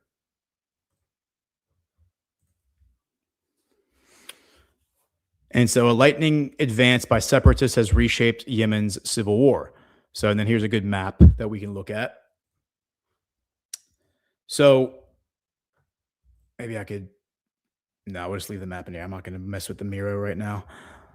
So you can see that in Yemen, you had Saudi Arabia and the UAE pumping money. This is, again, right across the water from Djibouti, from Eritrea, from Somalia, from basically Sudan. Of course, the Gulf of Aden and the Red Sea. This is where all the Houthis are operating here, and they're taking out, they're grabbing ships that have Israeli designations or Israeli ties. This is all connected to the Hamas war. Now, when MBS, the Crown Prince of Saudi Arabia, comes into power, becomes the Crown Prince in June of 2017, one of the first things he does, I think the first thing he does is he starts a war with Qatar, which is a non-kinetic war. That's like a cyber information economic war. But then he starts a real war. And actually, no. The war he starts with the Houthis starts in 2015 because he becomes the defense minister in January of 2015 when his father ascends the throne. His uncle dies, the king. His father becomes king. Doesn't immediately appoint him crown prince. Instead, he appoints him as the defense minister, and that's when MBS launches a war against the Houthis. I believe it's an 8-year war. It lasts from 2015 until 2023. They finally sign like a peace deal, basically, with the Houthis. But in 2018, 2019, the Houthis fire missiles across the border, and they bomb some oil fields because there's, the empty quarter is what it's called. It's basically just sand in the southern Saudi Arabia. Nobody lives there. But then you go beyond the empty quarter, further south than that, and there's oil fields.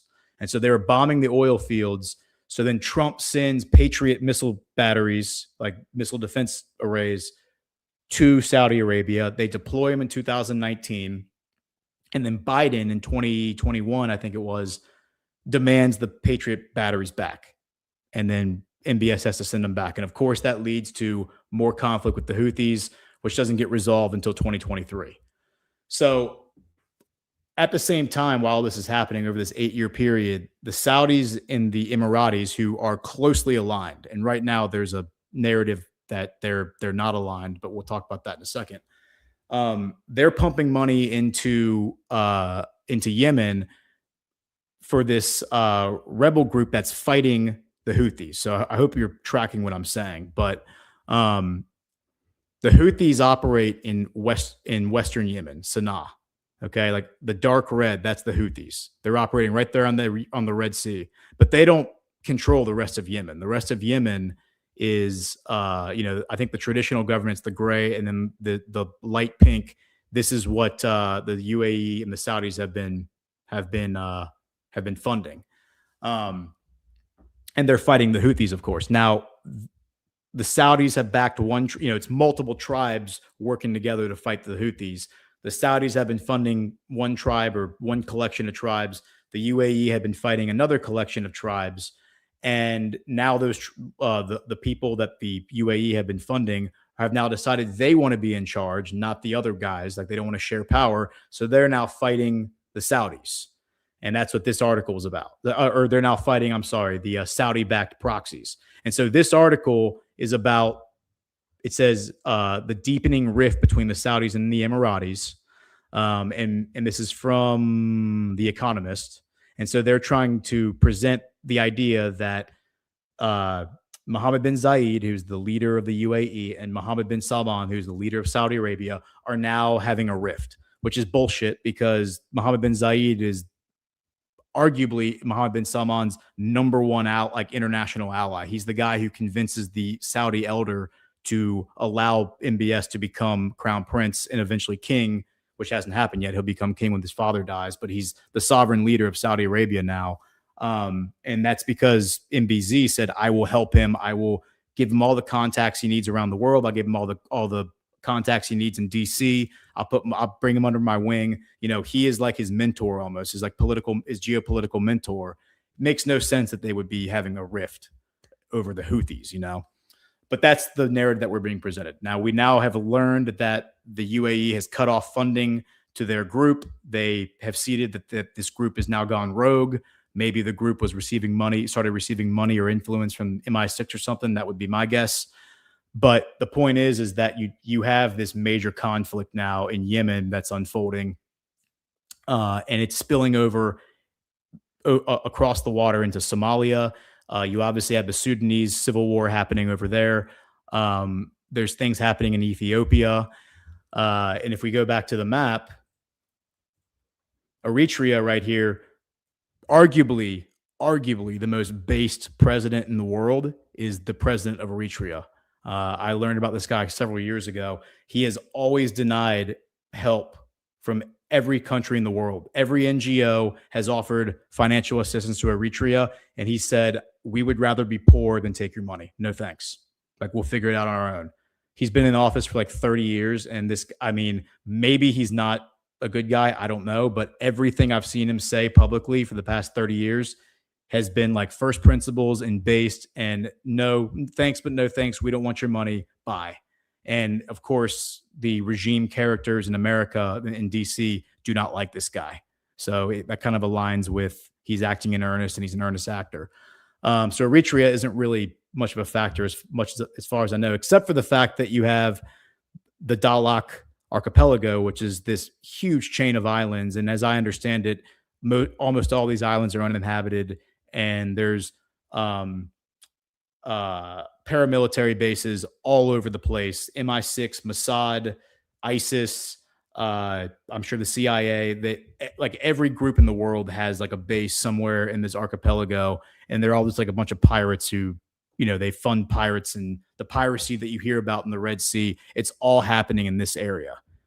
This is the Wild West, basically, of the world, is this part of the Red Sea. And so now you have, with the Yemen situation, you also have the Somalia situation, which we'll get to in a second. I just saw today that we had a new development with Yemen. So it might be worth talking about that real quick, because it looks like Yemen is declaring, there's a group that's declaring a new, so here's the UAE ending the military presence in Yemen after the Saudis did some airstrikes on this group and basically took out a bunch of their resources at this port that the UAE had sent to them. And that's what brought it to the world's attention that the UAE and the Saudis were not on the same side anymore in Yemen. And then here's your proof that there's no rift. The UAE is now backing off and saying, all right, our guys have gone rogue. We're done. Okay. But then you have in Yemen, which is the same country, a separatist group, like a new country basically is being announced. A group is announcing that they're going to start a new country.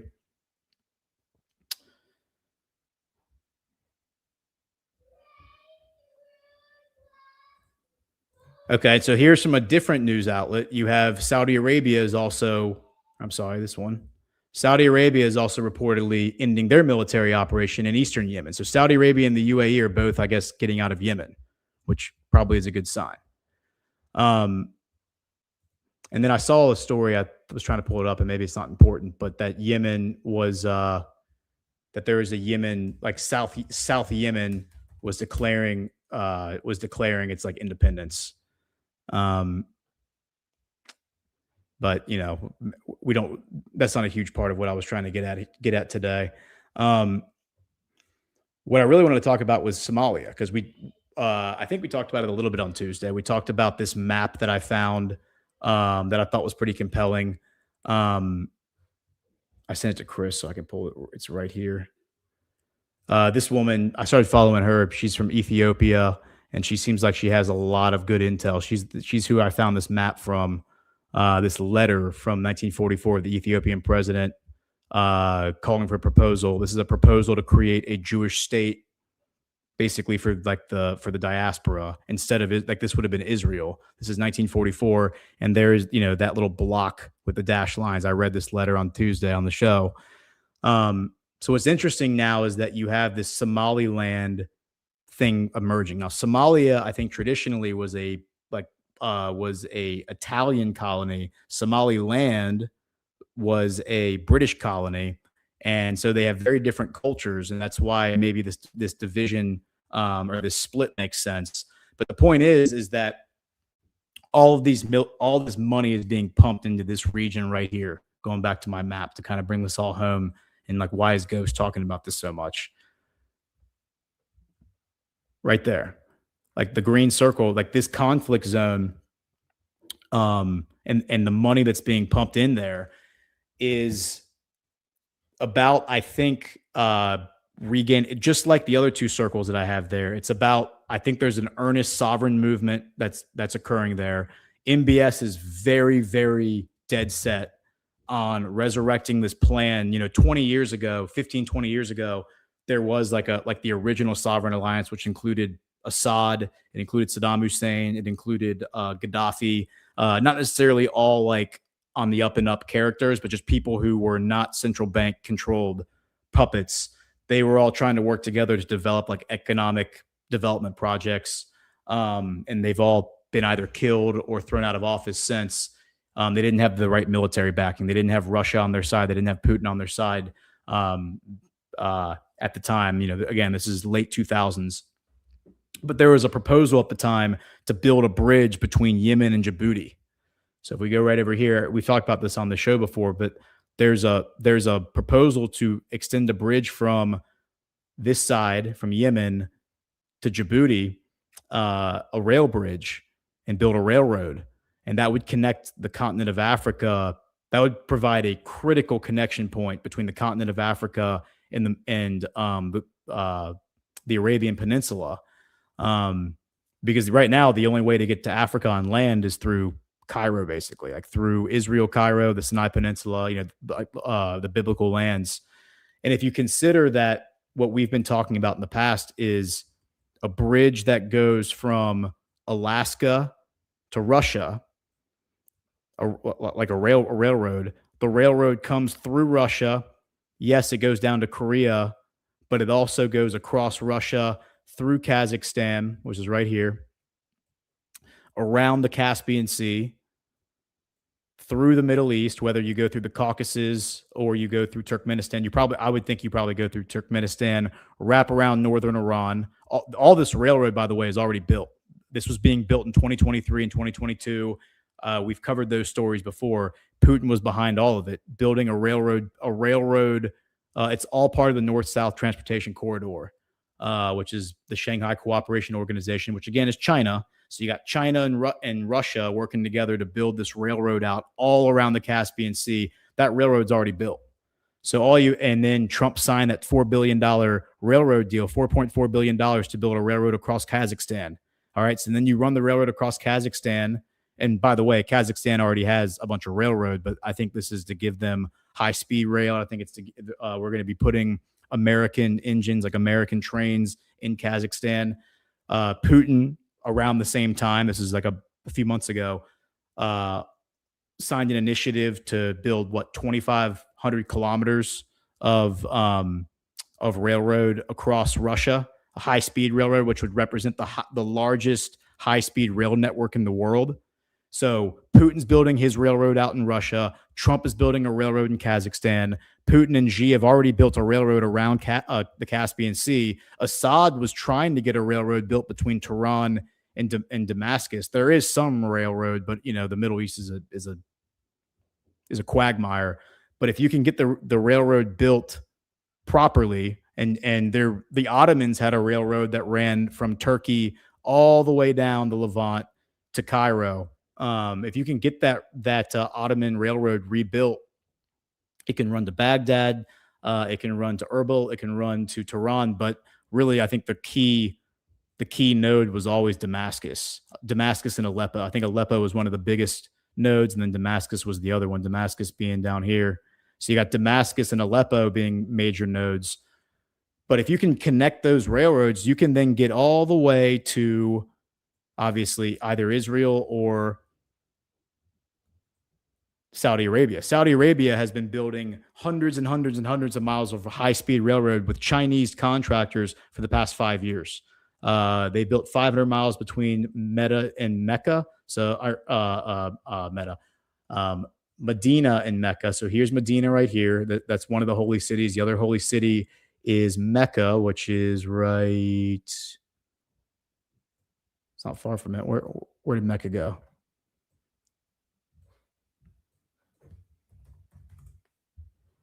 Right there. There's Mecca. So they built a railroad between Mecca, and Medina, and now they're building. Now the Chinese have been building railroad all around this coastline and all up and down here. They're building railroad in the UAE. They're going to build it through Oman. They're probably planning on running it into Yemen once Yemen can get their shit figured out, and it's no longer a war zone. All you got to do, like, this railroad everywhere else is being built out. The railroad everywhere else is being built out. Syria is obviously a big nightmare. You got to get Syria figured out, which seems like is happening. But you build the railroad through Syria and you build the railroad through Yemen, and all of a sudden Djibouti is right there. And once you get to Djibouti, you build the bridge right there. You're connecting Africa to Miami Beach, Florida. Because then I think the idea is you can get on a train anywhere in Africa, ride it to Djibouti, go across to Yemen, cruise up the Arabian Peninsula, go across Iran, across Kazakhstan, across Russia, and then you're in Alaska. And then once you get to Alaska, you can run freight all the way down to Miami. You can run freight all the way down to Mexico and Brazil. You're talking about a railroad that spans the entire world. And there's logistical costs and considerations and opportunity costs, whether it's cheaper to ship it across the ocean or fly it on a plane or run it on train. It's always cheaper to run it on train.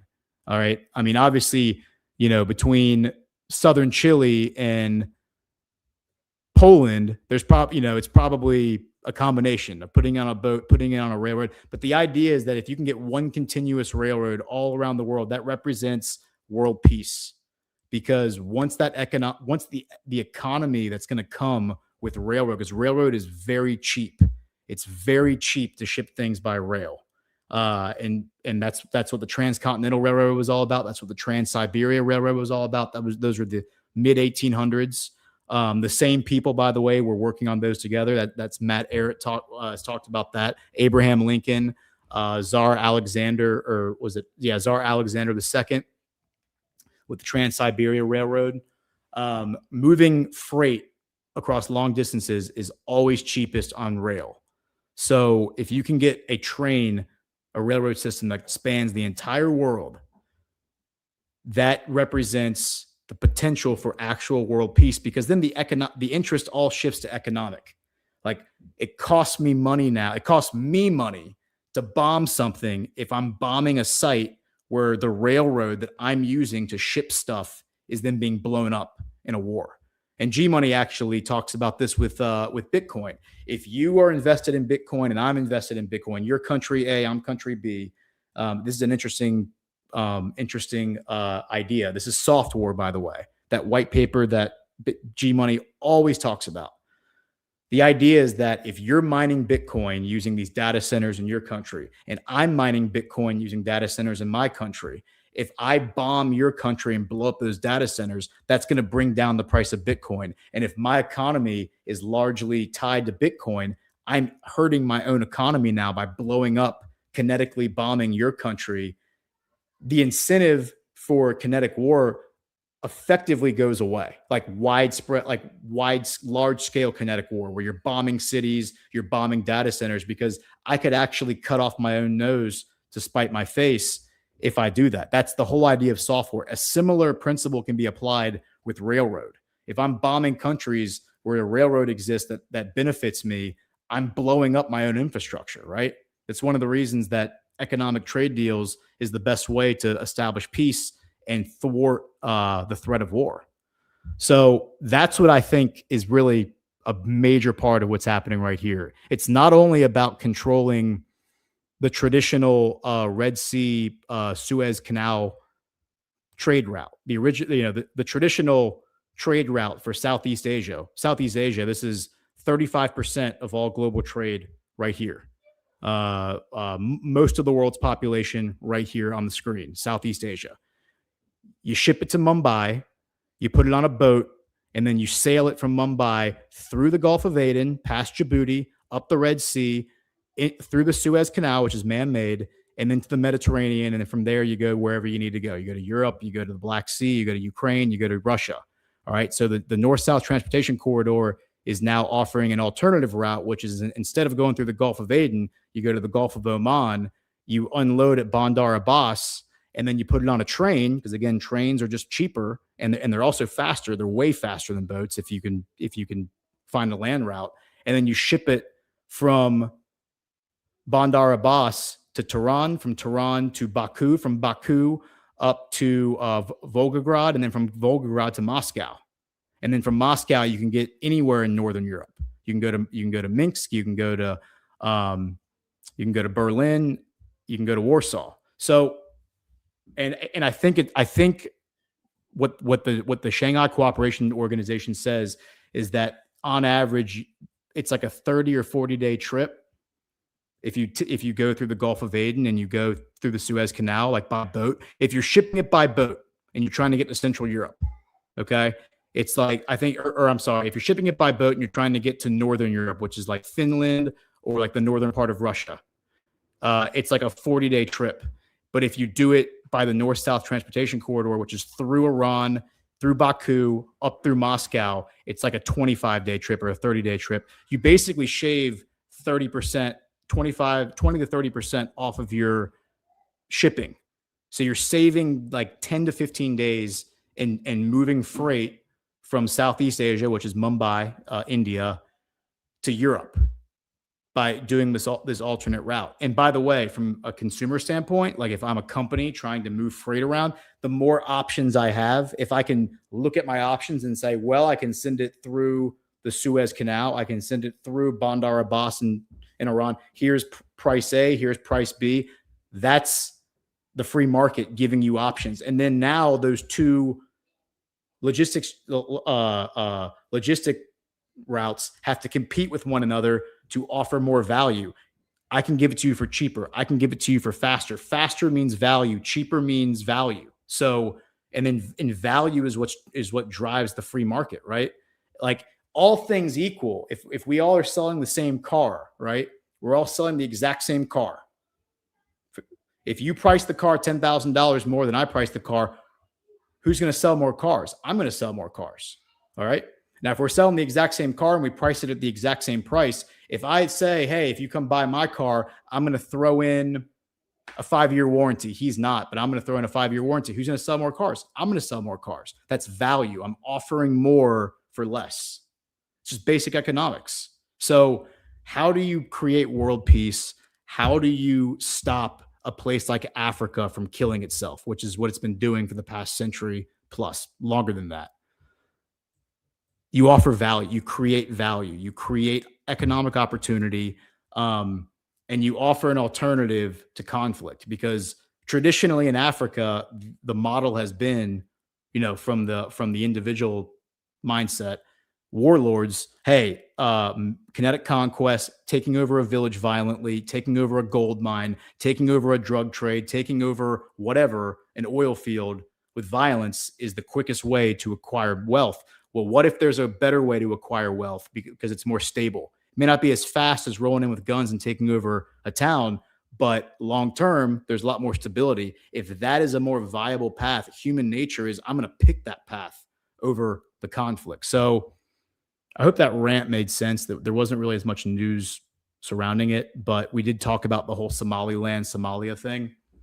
Bringing it back to this map, I kind of see the three major conflict zones in Africa. They talk about the 47 or 49 conflicts. They're probably spread out all over the continent. But the three real wars that I see happening, again, War A, let me change my War A is the sovereign war. That's the war to get the deep state out of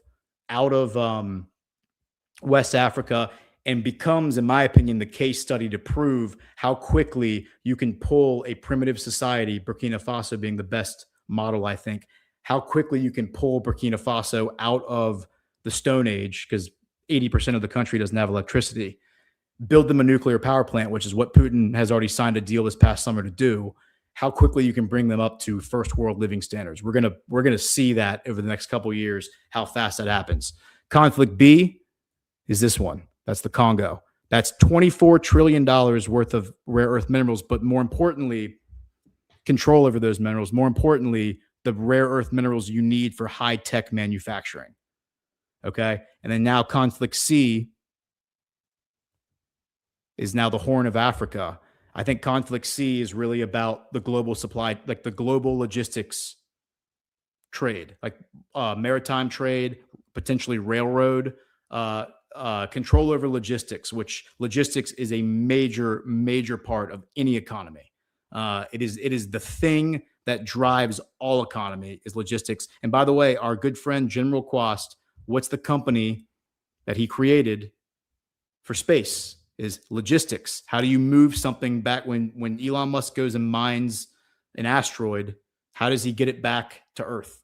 Logistics. And that's what General Quast, his company is going to specialize in. So logistics is everything. How do I get, when the Spanish took over the Americas in the 1500s, going back to the anecdote I gave earlier about Cortez, and they found all the gold in Mexico and they found all the silver in Peru, getting those two commodities back to Europe, back to Spain, was everything in the 1500s, 1600s, and 1700s. The golden age of piracy was the 1720s, and the entire piracy movement in Europe was built around attacking those treasure fleets and taking the gold and the silver away from Spain. That's why it's called the Pirates of the Caribbean, because they'd hide out in the Caribbean. They'd wait for the ships to leave Panama and Mexico for the gold, Panama, they were bringing the silver from Peru, and they would attack the ships moving through the Caribbean. That's why it's the Pirates of the Caribbean. That's logistics. How do you secure that gold and make sure? So they would build giant armadas. The armadas would you'd have a treasure galleon, and then you'd have all your defending ships. And the defending ships would attack the pirates, and the pirates would come and try to steal the gold. By the way, the pirates were working for the navies of England and France and in the Netherlands, right? All the pirates started out as privateers, which were just Navy captains who were given special pieces of paper that said, hey, here's a commission that allows you to engage in piracy in international waters. You will not be hanged as a pirate because you have this privateer contract with us that you can give to anybody who stops you that says, I am operating under the authority of this government. If you have a problem with what I'm doing, take it up with them. But if you hang me, you're going to answer to them because you just hanged a Navy captain from the British Empire. So that's how, again, logistics. That's what I think conflict C is all about. And to kind of bring a little bit of context to it, here is Mali ratifying a $64 million financing to secure electricity in Bamako. And so again, if I go back to my map, there's Mali, right? Go back to the map here. There's Mali right there in conflict A. Mali signed a deal with Russia this past summer to build a nuclear power plant there. They're part of the Alliance of Sahel states, which is Mali, Burkina Faso, and Niger. Niger is providing uranium. They're mining uranium out of Niger. And then Mali ratifies the $64 million financing, which was announced earlier this year. And where is the financing coming from, though, to build out this new electrical infrastructure? Well, the financing is coming from, I don't know if it's written in this. I'm hoping. Yep. The Islamic Development Bank. Well, what is the Islamic Development Bank? Well, the Islamic Development Bank is Saudi Arabia and the Organization of Islamic Cooperation. So Saudi Arabia is now financing the construction of electrical infrastructure in one of the poorest countries in the world, Mali, to build them up, to give them the ability to stand on their own 2 feet. In Saudi Arabia, Russia has been providing the security because the Wagner Group has been there. The Wagner Group has been training the military in Mali to fight ISIS for years now, many, many years. They're at the forefront of all of that, along with Captain Traore in Burkina Faso and in Niger. And now you have Saudi Arabia coming in and financing the construction of infrastructure because we're going to give them they're going to give them economic opportunity to stand up on their own feet. Why don't they have electrical infrastructure already? Because the French never gave it to them. Because the French always wanted them, and not just the French, but the Europeans, the apparatus, the regime never wanted these people to stand up on their own 2 feet. And then the last thing before we go to rants, because I know we're over, it's past 4 o'clock. To bring it all kind of home, conflict C, remember? Conflict C, what's at the heart? What is the Horn of Africa? The Horn of Africa is this shape. That horn shape right there that forms the Gulf of Aden, that's Somalia, right? Well, what is that actually all about? Well, Somaliland denies hosting Israeli bases and settling Palestinians. Somalia's president has claimed the breakaway region agreed to such arrangements in exchange for recognition by West Jerusalem. And let me provide a little context. It's crazy how all this stuff is connected. It's like you can almost predict it at this point.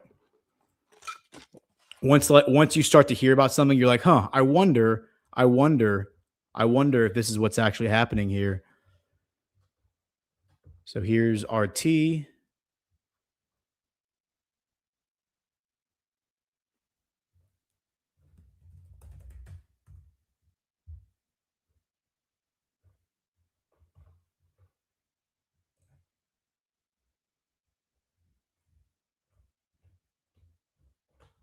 And here it is. So Somaliland region obeying Israel's demands will open Pandora's box. This is the Somalian president, Somalia President Mohammed, I think is his name, Mahamoud. Okay, so I'm going to play the video. I'm going to read what he's saying. There's English subtitles. So the president of Somalia, so the post from RT says, Israel's demands, according to Somalia, is Palestinian resettlement in Somaliland to move the Palestinians out of Gaza to Somaliland. We've talked about where Somaliland is. It's that place right next to Djibouti, where Israel a few days ago formally recognized Somaliland as its own country now. And the rest of the world, everyone, Qatar, Saudi Arabia, everyone's up in arms about this. China, Russia, they're all saying, absolutely not. You're not doing that. The second thing is an Israeli base in the Gulf of Aden, probably to launch military operations against the Houthis. And then ascension to the Abraham Accords. This is what the president of Somalia is claiming. So here's the president. Let's I will read. I'm going to turn his sound off because he's speaking foreign language. But here's what the English subtitles say, which in our country shows that there are 3 important steps to agree on with the Somaliland. The first is resettling Palestinians in the Somalian lands. Second is providing a military base for Israel at Aden Gulf Coast. And thirdly is organizing the Somalis' land into Abraham's agreements, talking about Somaliland joining the Abraham Accords. These are the three Israeli demands that Somaliland. Wait, I'm sorry, I got tied up here. These are the three Israeli demands that Somaliland accepted. This is according to our information. If it's not one of the three, if all three are implemented, what will happen in the future? The world's Pandora box will be opened. The information we have shows, the information we have shows that those are the three. And so now we go to, that was from a few days ago. That was from New Year's Eve, December 31st. And then we have Somaliland now formally responding to the president. And remember, Somaliland is still part of Somalia. They're just claiming their own country now. It says Somaliland has rejected allegations that it agreed to allow an Israeli military presence on its territory or take in displaced Palestinians. The denial follows accusations from Somalia that the breakaway region had accepted such arrangements in return for diplomatic recognition by Israel. Last week, West Jerusalem signed a declaration recognizing Somaliland as a sovereign state, becoming the first and only nation to do so. Somaliland is a self-declared republic that broke away from Somalia more than 3 decades ago, but was not recognized by any country until now. Earlier on Tuesday, Somalian President Hassan Sheikh Mohamud told Al Jazeera that the recognition was not merely a diplomatic gesture, but cover for a specific high-stakes Israeli strategic objective. He alleged these included the resettlement of the Palestinians, the establishment of an Israeli military base on the coast of the Gulf of Aden, and Somaliland's ascension to the Abraham Accords, a series of normalization agreements between Israel and Arab states. The Somaliland Foreign Ministry rejected the accusations as baseless, saying they are intended to mislead the international community and undermine Somaliland's diplomatic progress. Now, again, if we go back to this guy, all right, the culture minister, Miki Zohar, who, again, is not part of the far right. He's part of the Likud party. And he is saying, yeah, the Palestinians are guests temporarily, but they're not going to be here forever. We're actually going to kick them out pretty soon. This is the Republican establishment, basically, in Israel, openly admitting that that's what their plan is now. And if you want to consider the our boy Netanyahu, Chris Paul theory that Netanyahu and Trump are working together on this, I think that Trump is manipulating Netanyahu into the situation, but it could be that potentially that Netanyahu is working with Trump. There's just a lot of history there that you kind of have to ignore with more nefarious stuff. But basically what's happened in Israel is because Netanyahu has brought these far right people in to their government, the middle right, like just the normal right, the Republican establishment now feels comfortable openly saying, in order to remain politically relevant in their eyes, oh yeah, like we're definitely going to like kick out all the Palestinians and annex Palestine. That's all part of our country. I think this guy even said at some point in this interview, I saw another, right here. He says he never acknowledged the film, but he claims that the IDF was portrayed negatively and presents Israel as an occupier. He says, quote, Judea and Samaria is ours. He says, using the biblical term for the West Bank, we're not occupiers in our own land. So he's talking about the West Bank. The West Bank, it's not just Gaza, it's the West Bank too. They're going to take all of it. They're going to kick out the Palestinians. Where are they going to send the Palestinians? Well, Egypt and Jordan and Lebanon and Saudi Arabia all said they're not coming here because we don't believe in that. Maybe they're going to Somaliland. Like, who knows? But all of this is now being forced to the surface. Whereas in the past, this was all happening, I think, behind closed doors. This was all happening, hushed whispers. This was not happening out in the open. Now it's happening out in the open, and the people feel emboldened to just openly talk about it. And President Trump visibly supporting all of this, I think, has stroked their hubris in the worst possible way for them.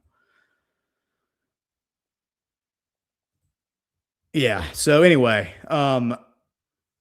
let's hit some rants and get everyone out of here because we are 15 minutes past the hour or 14 minutes past the hour. All right, Smay60s. Thanks everyone for being here. Hit the thumbs up. Appreciate y'all and Happy New Year. $3. Here's to doing a good job despite the flack you get. Well, I appreciate that, Smay. Yeah, the flack doesn't bother me. It's like you just keep going. But I do appreciate all the support, and I appreciate people tuning in and indulging my autism, because I know sometimes I kind of just go off on rants and end up talking about the entire world in a 10-minute period. But I hope it all is comprehensive and makes sense. It makes sense up here. I don't know if it makes sense coming out of my mouth. 808 France, $5. Happy New Year, Ghosts. Happy New Year, France. Is that another person? 808 France. Are you from France? Because Patriot Francois seems to think she's the only French patriot in my chat. If we have more French patriots, let us know. My wife is a big fan of your country, if so. Let's see. Boom Diggity, $50. Boom. What's up, Boom? Thank you so much. That's so generous of you. Happy New Year, Boom.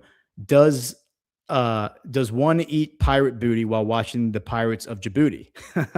My kids love pirate booty. So that's like, for those who aren't familiar, it's like the cheese, like the white cheddar cheese puffs that all the kids eat now. It's delicious, by the way. But pirates booty. Yes, but I do think one does eat pirates booty while watching the Pirates of Djibouti. So, Boom, Happy New Year to you. Appreciate you, and hope you all had a good holiday. Let's check out that. If you're listening to this on replay, you can go to badlandsmedia.tv/boost, or just click on the boost panel and leave a rant at any time. We'll see if we have any. Looks like I think we're caught up, so I think we're good. Yep, because the last one was from Vicky, and then also Patriot Francois. So, sweet guys, we'll hit the thumbs up, and we will see y'all. So again, let's just. Oh, Eleanor 2000 coming in at the wire. Hey, Eleanor, great to see you. And it's awesome when I've met people in person. I met Eleanor in Cocoa Beach, so I could put a face with a name now. $25. Happy New Year, Gordon. So grateful for our geopolitics lesson. Well, I'm grateful for y'all, and yeah, I love doing this. So, all right. So, upcoming schedule. I'm going to be out of town for a couple of days. I won't be doing any shows. I'm hoping to try to pre-record the Book of Trump tonight, but that is looking less and less likely.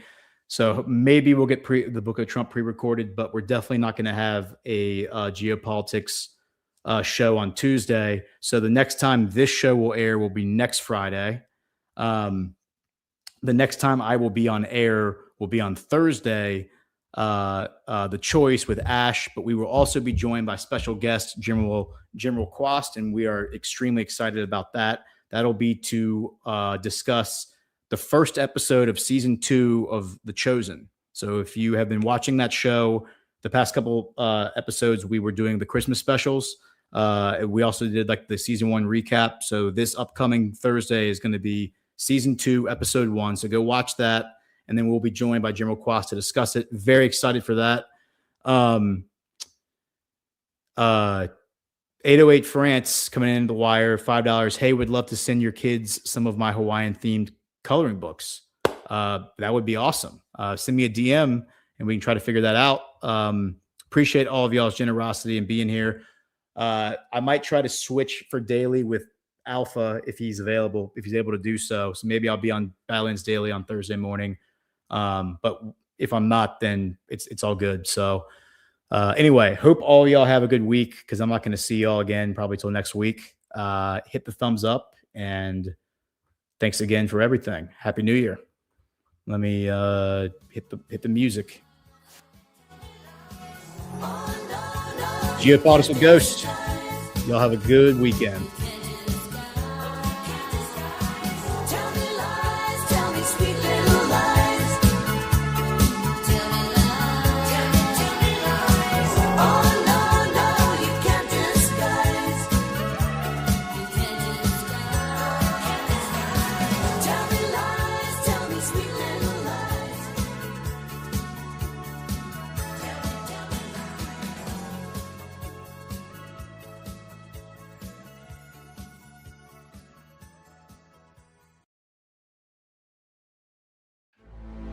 Thank you so much for joining us, and don't forget to hit the thumbs up on this video.